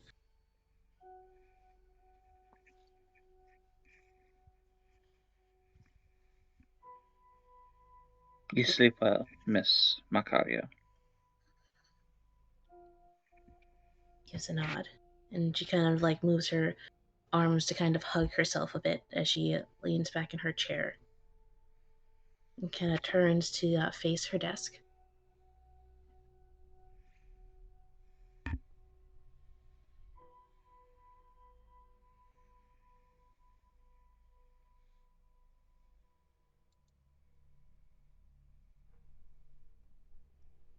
Okay, to the cat now.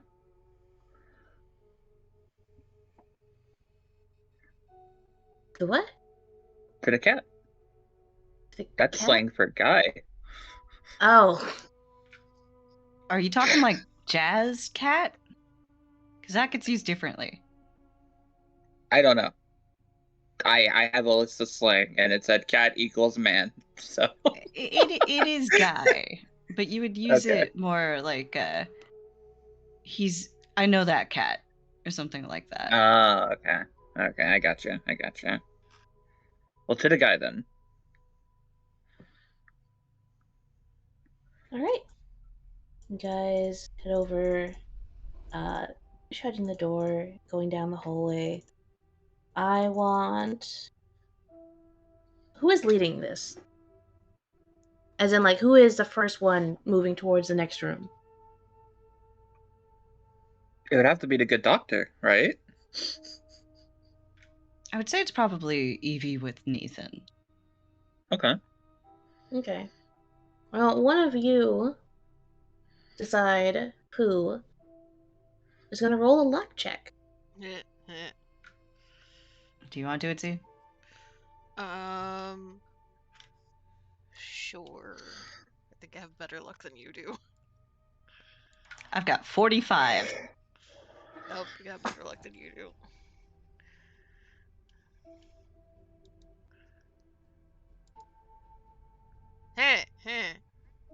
Oof. I forgot that fucking Call of Cthulhu also hates me. And as you go down the hallway, you see what looks to be an orderly walking by with a food cart with meals. And he pushes this cart, and as he turns the corner and sees you all, you see that his eyebrows kind of furrow a bit. As he puts the cart to a stop, puts a little, like, wheel lock brake on it, doesn't want it to roll around. And he looks up like, "Hey, are you lost?" No, we're independent contractors here on behalf of Dr. What was the name?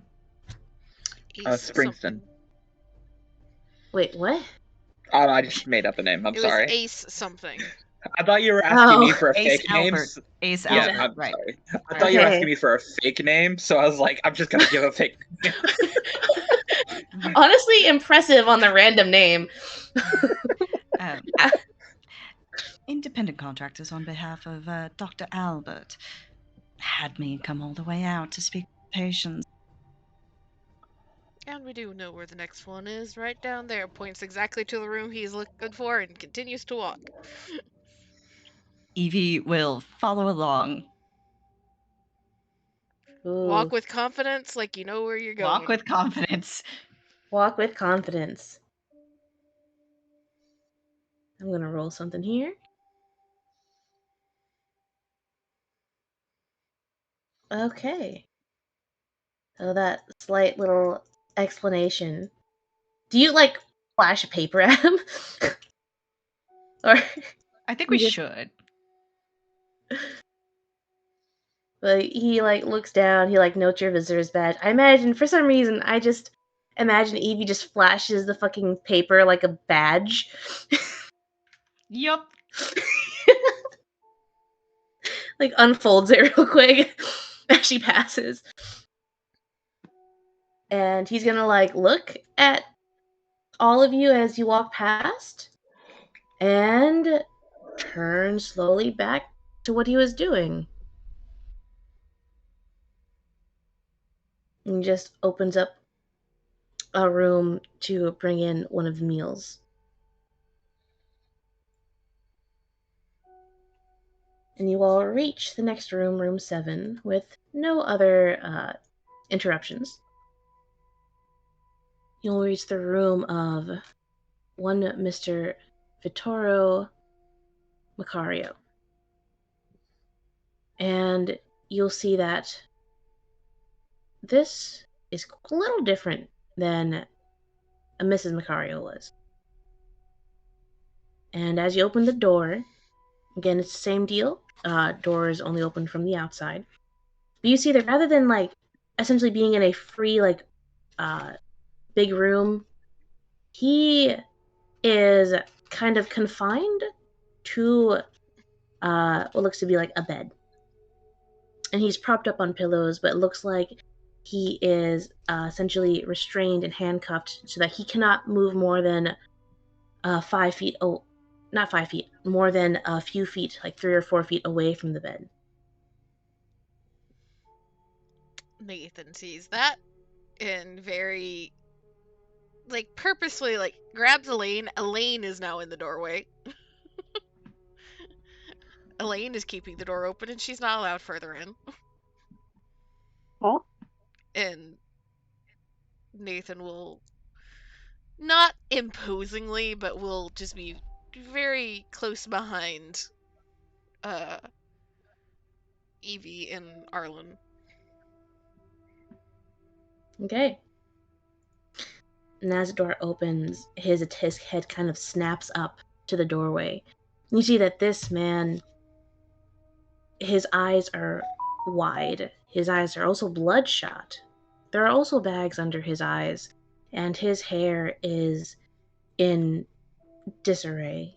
It's short, however, it's long enough where one would be able to comb it over and style it. However, it's just a mess. And you can see why, as he sits up in bed, you see that both of his hands kind of reach up to run through his hair in a gesture that just goes over his head and landing behind his neck before reaching back down to his lap, where you see that there is a book on it. And he clutches onto the book with white knuckles as he looks up at all of you.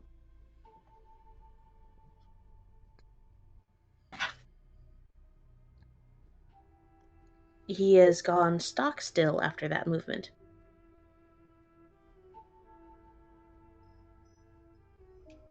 All right. Evie will stay pretty still herself, obviously, catching on to something, not trying to upset him. Mr. Macario, I take it?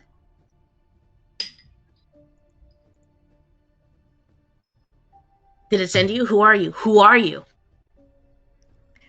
My name is Dr. Evelyn Chambers, and the only person who sent myself. But I have here some friends, and first of all, I'd like to assure you, we mean you no harm, and whatever it is that you saw there, we know how real these things can be, and we like your help in dealing with it.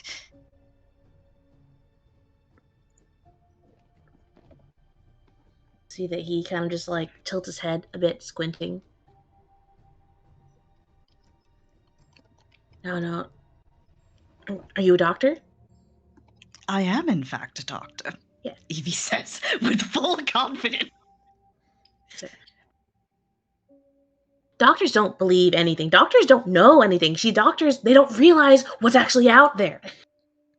You see that as he's gesturing up, you see that the restraint on him kind of just catches his hand a bit as he's getting more and more animated. And you see that the chain on the ground, it kind of it's very loud against the tile floor. As he starts talking, Evie will just flash him a smile. Doesn't seem to let this upset her. Mr. Macario, how long ago was the module? A couple years? Was it a couple years? I don't know. A little while ago. I think it's up to you. How long ago do you think? I think it's been a bit, but a little 2 while. years? Yeah, 2 years. Okay. 2 years ago, I was stranded aboard on a lighthouse where I witnessed humanoid amphibian monstrosities that possessed a sort of venom unknown to man and which had never been seen before or have been seen since. I used the quills of one of these creatures, it much in the manner of a crossbow, to defeat them. So, believe me, I may be a doctor, but I am positive that there are things in this life which are beyond your scholarship, Horatio, so to speak. You used its own? You used its own? Yes.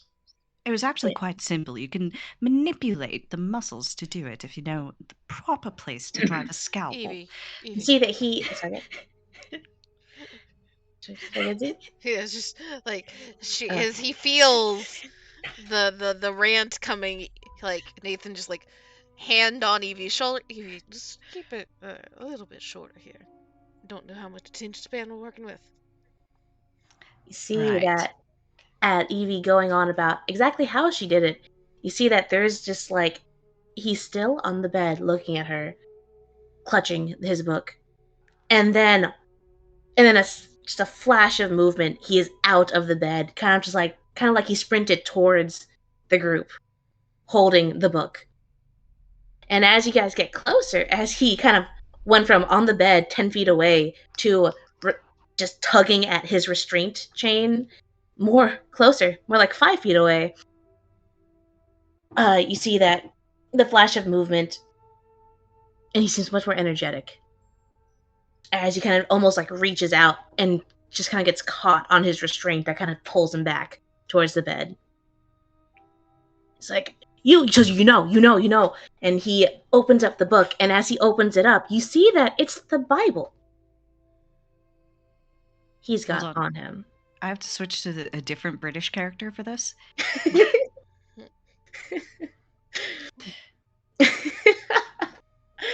And he opens it up, and he turns it out so that you guys can see what's inside of it.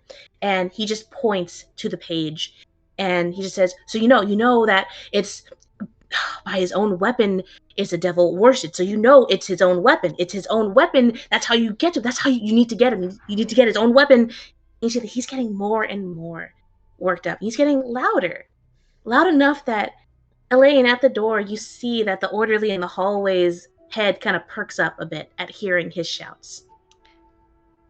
Can I as he starts, Evie's just gonna hold her hands out. Mr. Macario, I am well aware, but my companion here isn't. So, if you would please explain to him what it is you and I know. I haven't been able to find the words. I would be delighted to help you. Please explain. And he just kind of just like flips through the Bible some more, just flipping through page after page after page. His eyes just scanning the pages incredibly fast. He's like, it's the only thing that can hurt it is something made from its own. It's his own thing. You need his own thing. That's how you get them. That's how you get rid of it. That's how it's in here. It's in here somewhere. I know it. I know it's in here. And Mr. Macario, take a nice deep breath, alright? I believe you. Elaine, I want you to need to make take me it- a listen roll. And Arlen, you can go ahead and make me another. Okay. Ooh. Oof. So, unfortunately, Elaine, you saw the orderly head perk up a bit from your position in the doorway where Nathan put you, or parked you, more like. But you don't hear anything more. We do see that he's been alerted to something happening. And Arlen, you see that, like, what did you say to him? So what do you say with this roll? I said, take a breath, calm down. I believe you. Okay, try and keep yourself cool and calm to help me understand this. It's like I know it's in here. It's in here. It's in here. I can find it. I know it's in a book. It's in a book. I know it's in a book. It's you gotta believe me. I know it's I in do. a book. I do, Mr. Macario. I believe you. I promise. Do you know what it is that we're dealing with that I have to get its weapon? What exactly? Oh, he's really angry. He's evil. It's a man. I don't know who he is. He doesn't want anyone there. He doesn't want anyone to be there. He just wants people to leave the place alone and to let him do whatever he wants to do. And he hates anyone. He hates everyone. He hates me. He hated me a lot. I don't know why he hated me. He hated me. Did he say anything to you? He told me to leave. He told me to get out. He told me to let him rest, to just let him do what he wanted. But I know that his weakness, he has one. Because he does, because I saw it, it's somewhere. What did this look like? Something, it's his own thing. It's something that's his, that he had, that he used. It's something he used a lot. I don't know what it is. I forgot where it is. It's somewhere. It's in the house. Everything is in the house. Everything. So something that he has used is in the house, and we can use that to expel him. He nods, like very, very quickly. I know this was going to be very difficult for you, Mr. Macario, but could you help describe him? I'm a professional painter. If you could give us at least a little bit of what he looks like, or even some colors, or anything to help us know what we're supposed to look out for. Oh, he's got red, orange, burning, like embers, like eyes. That's all I saw. All I saw were his eyes.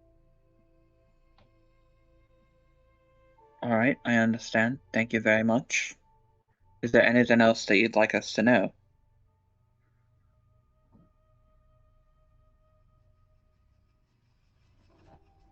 Is Gabby okay? She's doing well. Are the boys okay? I'm staying with family.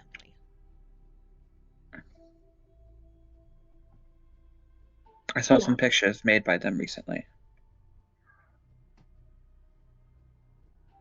You see that he like smiles a bit as he kind of tucks the Bible under his arm. You see that he starts kind of like slowly pacing in like this meandering line back to the bed before he sits down. That's good. You know, they're gonna be artists one day.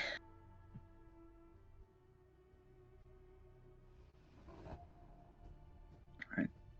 You have a wonderful day, Mr. Macario. We will find what did this for you. You see, he nods and he sits back down, and you see that he starts flipping through the Bible again. Again, that same very, very quickly, eyes skimming it, not really processing what's on the pages. You just hear him muttering as you back away. It's just like, it's in here. I know it's in here somewhere. I think we need to get the fuck out.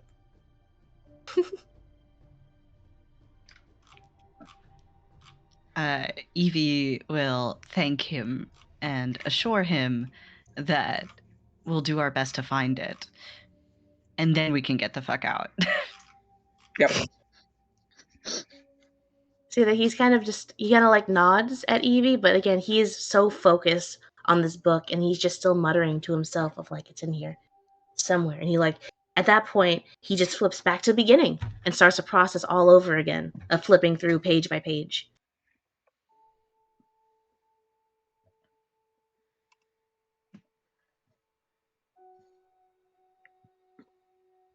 Oh god, I was muted. Damn it.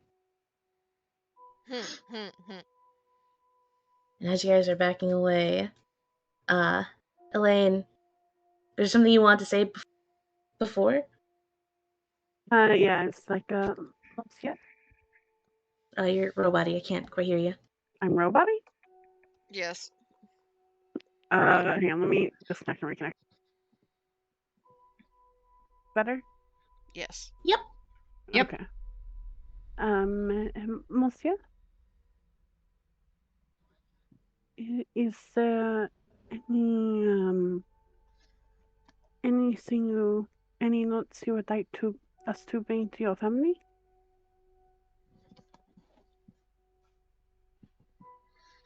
See that kind of stops his page turning.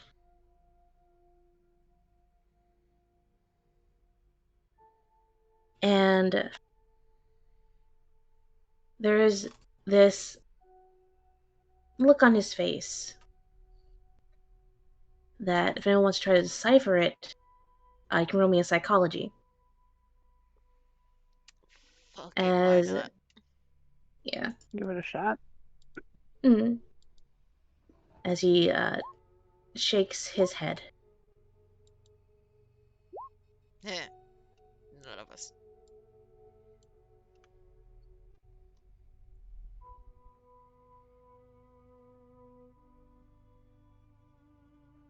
No, he just shakes his head no.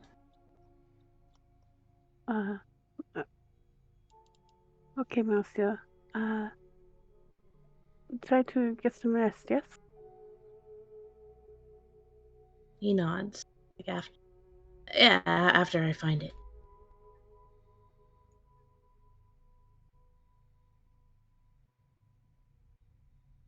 She'll look to the group. It's like, and poke her head out the door, because she was by the door anyways, right? And Lane, you're at the door. You're facing inwards. You feel a presence behind you. Yeah. You turn, and it's that orderly from before behind you, and he's like, I think it's time for you to go. I think he's done with visitors.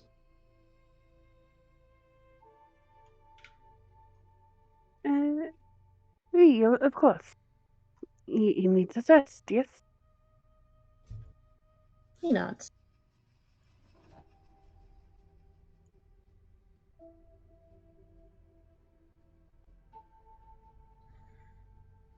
She's giving like the smile of like, I'm innocent. We're all innocent. Oh, We're was I just supposed to doing our make a jobs here. psychology roll? I blanked out for a minute. If we wanted to, like, read an expression. Oh, no. Nope. Okay. Carry on. But he'll just... His cart is now empty. He has delivered all of the dinners. He's got one dinner left for presumably Mr. Macario. And he just holds the door open. He's like, I think that's enough visitors visiting for them. Yes, I do think it is. Thank you for your patience earlier. He nods. But it does not take a genius to see that he heard a lot of shouting from this room, and he is very much a like, okay, I get you're here, but it's time to leave. Very polite, get out. Evie will nod and get out. What a coincidence. That's what I'm doing. You like nod and get the fuck out of Dodge. Get the fuck out of Crazy Town.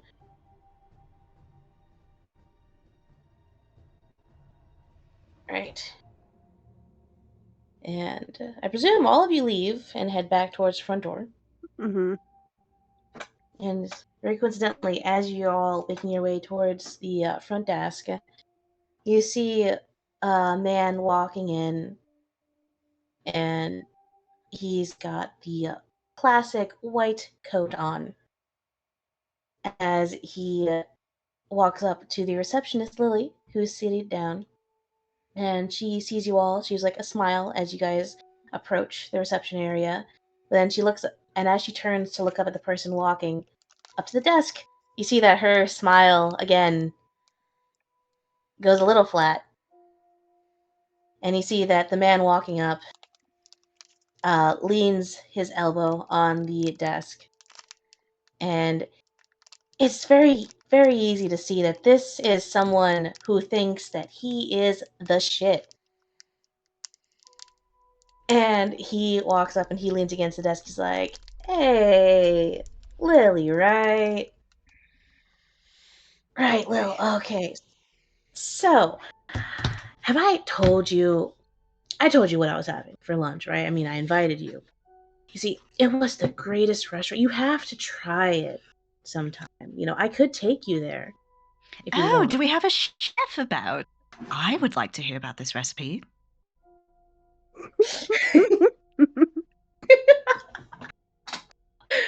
And you see that the man turns, and you see that he's a clean-shaven face, standing at about pretty tall guy, standing at like a 6'3", but he's not all that stocky. He's got more of a leaner build. He's got blonde hair that's very carefully styled. And he's got these rectangular glasses that he kind of fixes on his nose as he turns. And you see that embroidered on his coat is Dr. Albert. As he turns, he's like, not a chef, just someone who can afford the best ones. Oh, of course, you must be Dr. Albert. Harvard man, isn't that right? He smiles and he reaches out a hand. He's like, I see. Someone who appreciates the more studious types. And who might you be? Are you a nurse or applying for something here?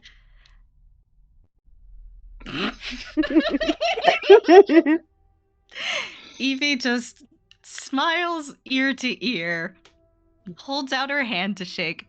Dr. Evelyn Chambers, pleasure to meet you.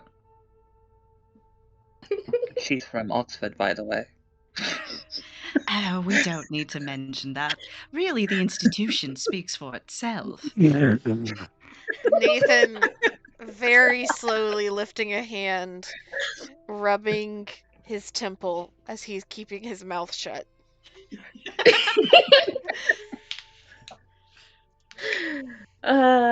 You see that he shakes a hand. You see that there's like a little twitch of the eyebrow at like a, oh, doctor, okay. It's like a, oh, doctor, well, my mistake. You just seem so... Not to worry, I get that a lot. I was really hoping you were applying to be a nurse so that we could work together, but oh well. I'm afraid I'd be taking a dreadful pay cut if I did that, but I would like to hear more about this food you were having. Would you give a little walk and talk? A bit of a chat?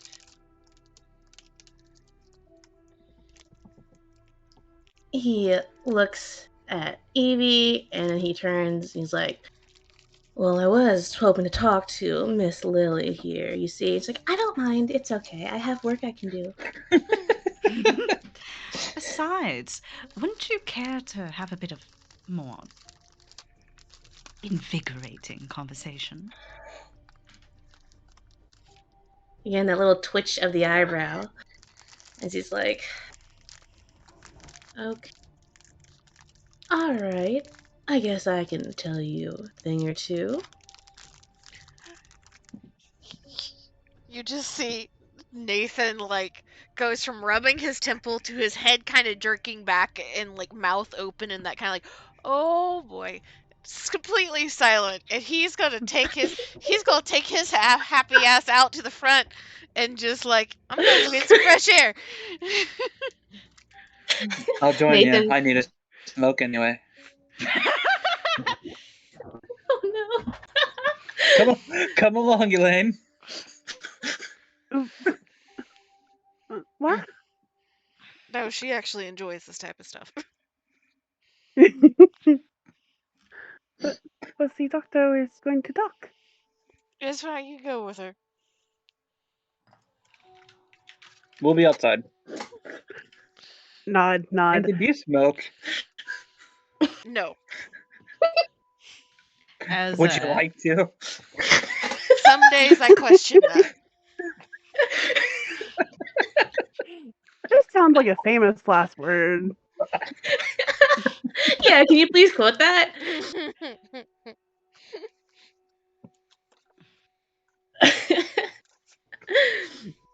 But as Arlen and Nathan take a nope the fuck out of there, you see that at their departure, you see that Ace Albert perks up a little bit. As in his eyes, now he's the only man here. Less competition. Of course. And he gestures down the hallway leading out to the courtyard. He's like, We can walk and talk there. I'm sure you have many questions. I'm happy to answer any of them for you. I'll teach you a thing or two. Oh, of course, I'm sure. Oh, you got Was that I cut out? Mhm. She said, I'm sure there's so much you know that. You cut out again. God fucking damn it! I'm sure there's so much you know that. I don't. I am now Okay. holding my mic and speaking directly into it. Sorry. It's okay. Does Elaine tag along with this? Yes, but first, real quick. Mm-hmm.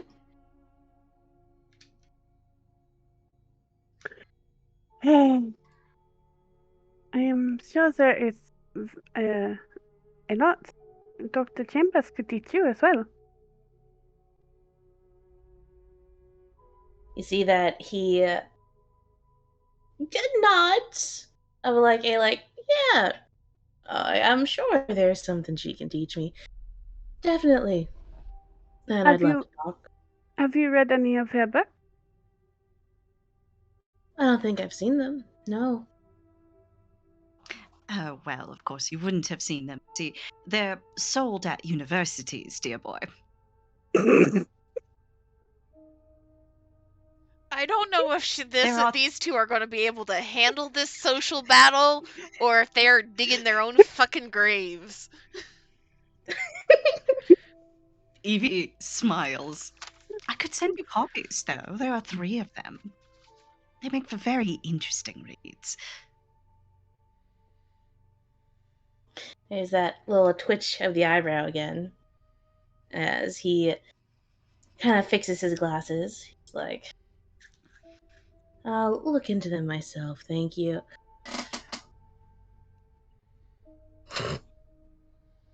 He, And you, I don't know how it works over here. Did you have to?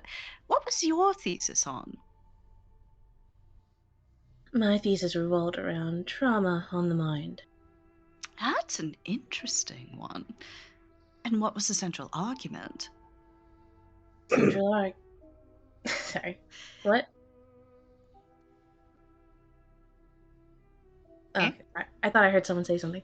No, it was Oh, just I what was was the central argument, and then I was Iris laughed. snickering. I was Oh. snickering. Okay. By the way, Kira, disclaimer, I don't know jack shit about any I of this. know you don't. I know That's you the don't. point. Okay. So, fucking bear with me. All right? Okay. He's like, well, I can send you my dissertation if you want a copy of it. It is also an interesting read. Oh, I would love to. You see, I have a bit of a pet interest, you might say, in trauma responses. Is that what compels you to help out all the people over here? It's not a very glamorous position, but it is a very charitable one. Of course it is. Well, I strive to help my community. I'm from Boston myself.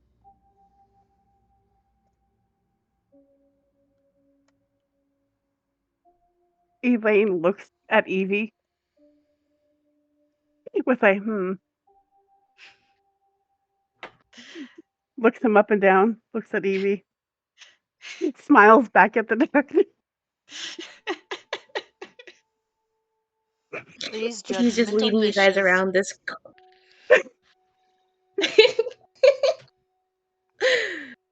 As just walks, leads you all into the courtyard, which is actually very nice. It's got a nice atmosphere to it. There's a lot of fresh flowers, and there's a small fountain in the center. There's a lot of a couple small trees lining the little sidewalk that goes in the square that goes around it. Yeah, there's a couple other patients, each with their own respective attendant, either sitting down on a nearby bench or sitting by the fountain. But it's not very crowded. And she just leads you all around. I do this work because I want to help people around me.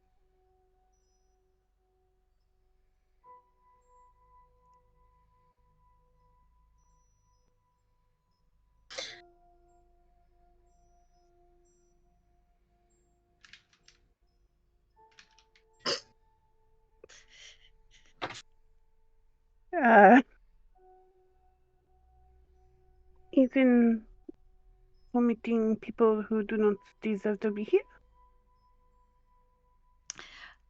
What my assistant means to say is that it's very difficult to adjudicate such cases, isn't it?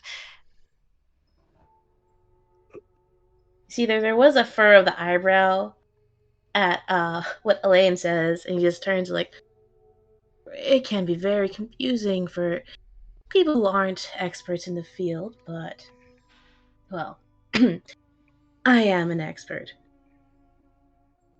And we like to keep people here that need to be here in order to help those that need it.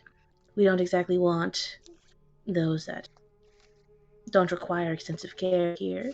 That kind of fills up seats to those who would benefit more from it.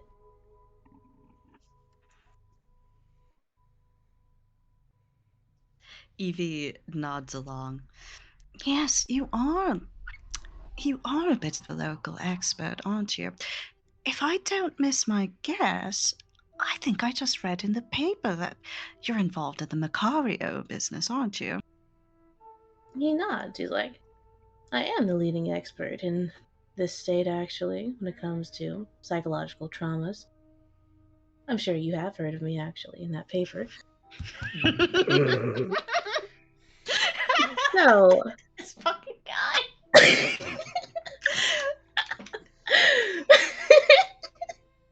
fuck. God damn it! Whenever I start laughing, I break it. What was I gonna say? I'm sorry. Yeah, it. Fuck. Right, Macario's. That is a tragedy, but me and my team are working our best to get them the right treatment so that one day they can reunite with their family.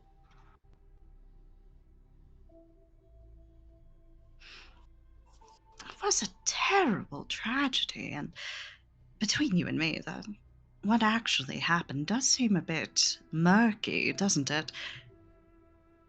Oh, it's very simple, from my understanding. But every mind reacts differently. Not everyone is the same. The accident for Mr. Ricario caused a lot of trauma to him and led to him, well, he is a bit more extreme, is a bit of a more extreme case. And the stress of that taking its toll on Mrs. Macario led to her also seeing the same things he talked about seeing. I've heard of something like that before. Elaine, what is the word? Oh, fuck, Kira. Folie à deux is the word. Thank you. I know basic French, okay? It's a concept that gets referenced fairly often. I have never heard that before. I've never heard of that either. It's it's the name of the next Joker movie. It's when two people enter a shared hallucination, basically. I'm gonna put this out there. You have to remember, Kira, you're an author. You research weird shit. We don't know jack shit, man. I have 2.5 fucking degrees plus some, and I've never heard that. You research weird shit, We dumb. Miss Author. We big dumb. It's an interesting concept if you want to look into it. Folie à deux.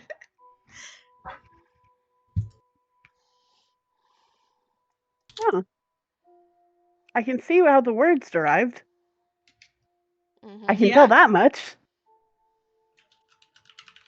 But I have never heard that before. Does folie à deux? Yes, that's it.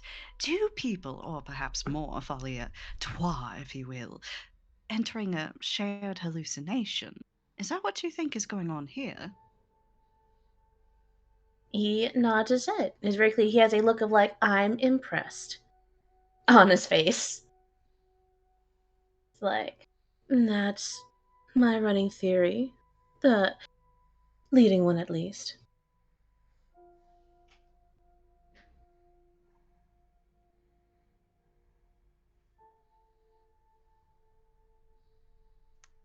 dreadful that all of this should happen. Children about. Do you think that they'll be able to get back to them anytime soon? Well, with all of us working and keeping their treatment on track, I think that they do have hope. And yes, the kids are. It's very unfortunate. I do make sure to make sure that they both get the artwork that their boys send in. Oh, They, their sons are artists. he nods. It's like the two of them are obsessed with what appear to be boxes, but what their aunt writes in the letter are airplanes and trucks, respectively. And they like to send in pictures for their mom and dad.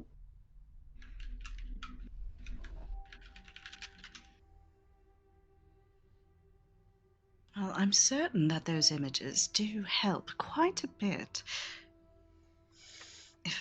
Sometimes I wish I had a bit more from home. It could be. I was just saying at breakfast today, it's so strange that there aren't any currants for sale here.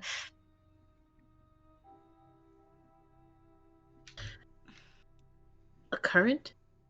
Yes, so a currant is a type of berry that gets used in flavoring things a lot in the UK, but we do not have them here and do not sell currant flavored anything. At least not It- a lot. You can't find them if you look hard enough. You gotta try. I imagine this man has not tried, so he just like works an eyebrow like currant. Oh, indeed. Have you never had them? Can't say I have. Guess I did learn something new today. Well, I can also show you something later. How about... Do you have a Ooh. card, sir? He flicks out a hand, and in between his two fingers is his card. Very dexterous, are we? Evie takes the card. I shall have some dried currants sent to your address. I look forward to trying them.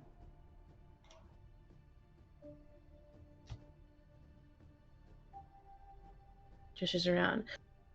Any other questions I can answer for you if you want to learn anything new from me? Iris, did you have anything? I mean, I was gonna ask if, like, what kind of trauma, the husband, like, how he was injured, but I don't know if he would have that information, I guess, He since it should. was a Yeah, he while should. ago. It's part of the file, so... Okay. Hmm. Uh, Monsieur Macario? Macario? I can't fucking. I'm trying. It's okay, Macario. Macario, yeah. When he was injured, was there a trauma? Well, the man fell from a two-story window, and he did land on his back and his head. So yes, there was some head trauma. He had to get 9 stitches along his frontal lobe down to behind his right ear. Was any of the other injuries more permanent? He lucked out, actually. He landed in some bushes behind the house, so no broken bones, sprained ankle, and a wrist here and there. But most of the trauma was mental.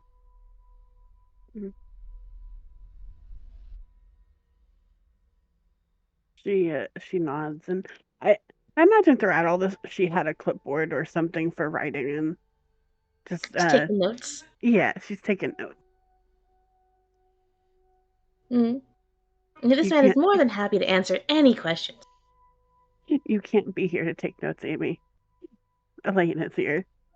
Elaine is here to take notes. Yeah. Mm-hmm.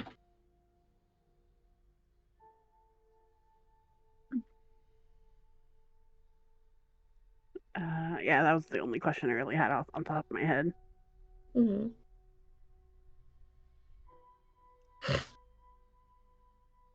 Evie will genuinely stay to chat this man up. Not Oh, because God. she's into him, but because she sees this as like her job now. It's funny because as the guys complete the lap around the courtyard, he glances towards the building, says, "Well, it was very, very nice chatting with you two ladies. However, I do need to get back to work and make my rounds. But if you want to chat more, I'd be more than happy to talk elsewhere. There was that Oh. restaurant I was trying to recommend to Lily."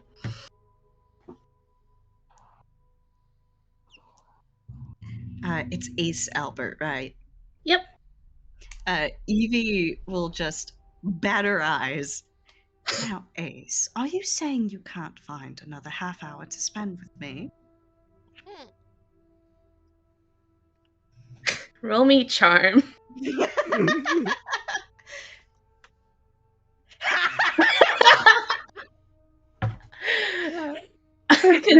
this man is a sexist like asshole, but he's still a doctor who takes his job seriously.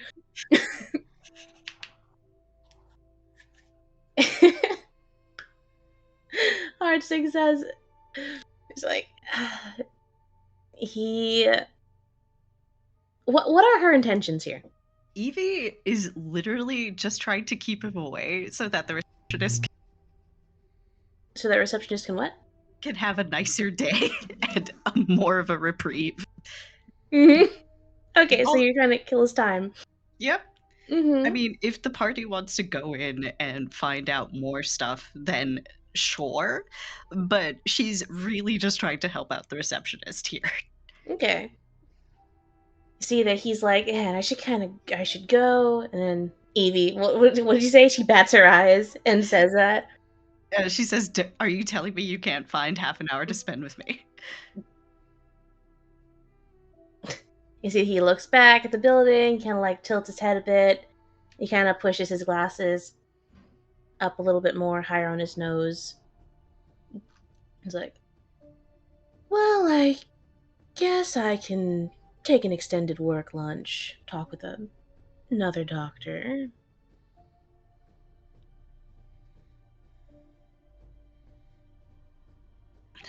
See, that's precisely what I thought. This is purely an exchange of ideas. Elaine, will you go tell the others I'm going to take an extended work lunch?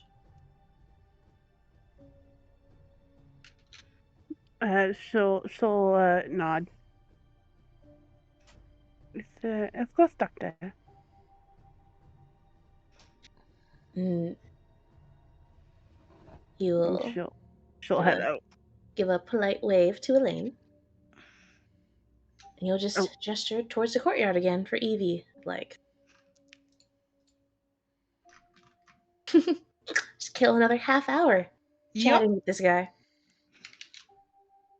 But after that half hour, some more walking around the courtyard, maybe sitting and chatting a bit.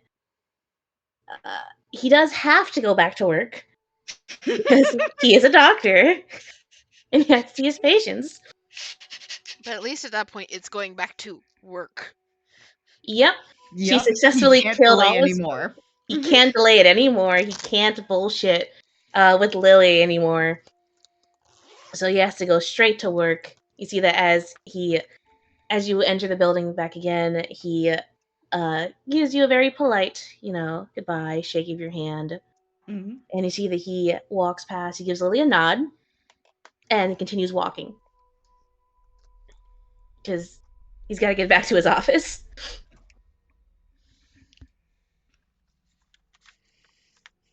How many cigarettes has Arlen smoked? Or cigars?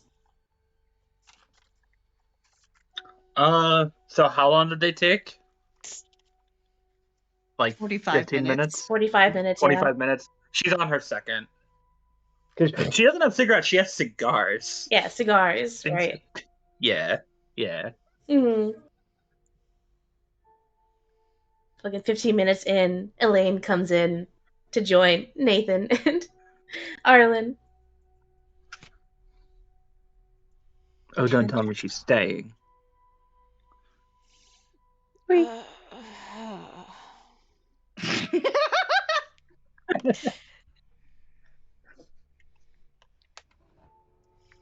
Nathan just.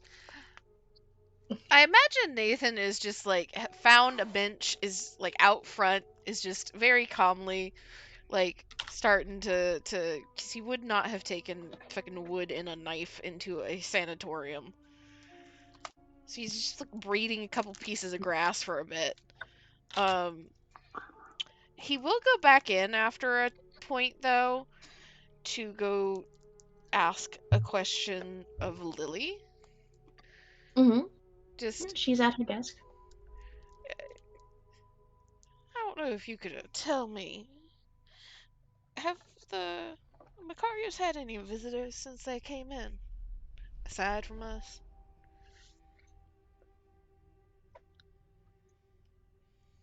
She kind of tilts her head a little bit. It's like, well, I'm not supposed to tell you, but I do have some extra time on my hands. And she starts flipping through one of her books. It's like, well, when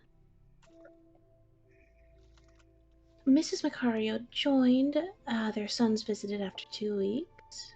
But after that, it's only been their children visiting once, and not since those 2 weeks actually. So no one since then.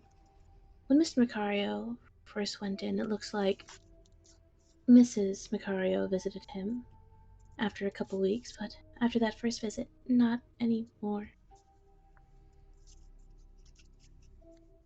Has it only been Dr. Albert? It's only been him that's working with him? Or has anybody else around here been trying to help him out a bit? Well, we do have a rotating team of doctors that, well, they all confer with each other for different cases. But Dr. Albert is their primary doctor, and he has been the only one on their case. Despite what you would expect, he actually is a good psychiatrist. Unfortunately. Good psychiatrist, not much else, right? That'd be unprofessional for me to comment on that, but you've seen him. Nathan just kind of smiles and nods. Unfortunately, yeah. Have they been a relatively decent patients, all things considered? Not causing too much trouble? Well, Mr. Macario did have to be restrained after a few weeks in. He has a habit of, running when the door opens. Sometimes, so in order to guarantee his safety, he is confined to the room. But it's more escape attempts rather than him trying to pick a fight, nothing. Escape attempts, yes. There were a couple instances where he almost hurt himself trying to escape. Uh, Thankfully, the party involved were able to break before they hit him, but we really can't take any more chances with someone who is willing to jump out of a window.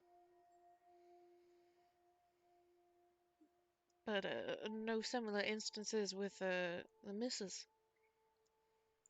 No, no instances with her, but she does have night terrors sometimes, so we do have someone who checks in on her throughout the night.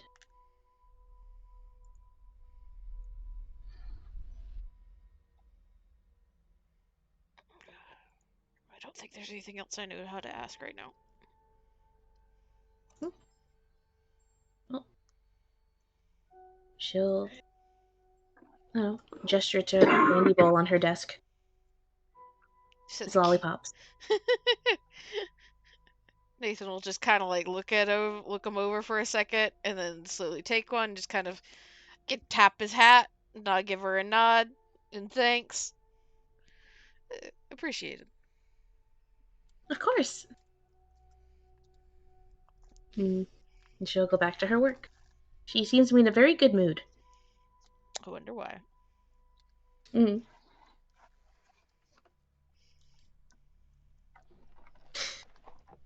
But any other questions at the sanitarium?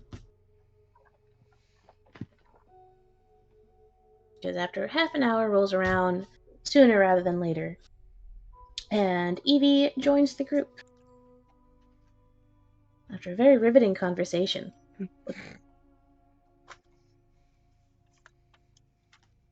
Evie joins the group, smiling a very fake smile, and then just leans in. Did you know I've had the privilege of talking to the most educated man to come out of Harvard in the past century for the past half hour? I'm sorry. No, that was a choice you made. So it was. She turns over and looks toward the reception desk. But I can't say I regret it. Seems as if she's had a decent little break. And she was able to give me a few extra little bits of information, and Nathan will share everything he learned from Lily.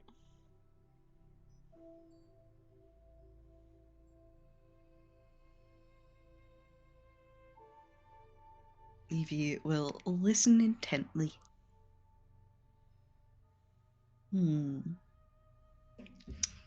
So, should we head to the library next, or head to this house? Because frankly, I think I would rather deal with the supernatural than be in the same room as that man again. Above table, because Nathan would not think like this, but Z does. You go to the library first, because if what's his face was talking about, or between the two Macarios, it's suggesting that whatever is in the house was there before. So either there are previous incidents before they moved in, and or this entity comes from like the original owner or something. So we see if there's like tragedies and shit that have happened in the house, and if there's some seemingly inciting incident on the house or the land. So it'd be library, and I think from what that handout said, the newspaper office. Yeah, we could try that too. All right. So. Oh, it's getting late. Yeah, It is we're getting gonna late. wrap it up here. So imagine you all borrow a phone, call a cab, and we're gonna wrap it up here. And where are you all headed to next? Library? Library? Yeah, let's do library and then newspaper. Okay. I mean, just a side thing, we could go to the newspaper first to get maybe a specific date. So make our library searching it easier, maybe. If this is being broken down how I think it is, like, newspaper place is probably better because number one, they might close. Number two, they are going to have some more specific stories and date ranges. And then number three, I don't know if any of you guys have ever had to go digging through the newspaper archives at a library. Oh, it takes a while. Microfiche! It takes a while. Microfiche are the fucking... those are the devil. I worked at a library and had to put those fuckers back. Those are the devil. I hate them. That's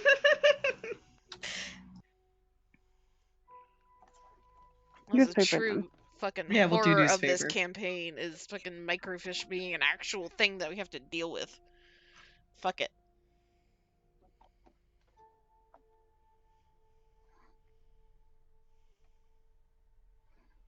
Okay. So you all hop into a cab. Destination is the Boston Globe. Yeah. Yep.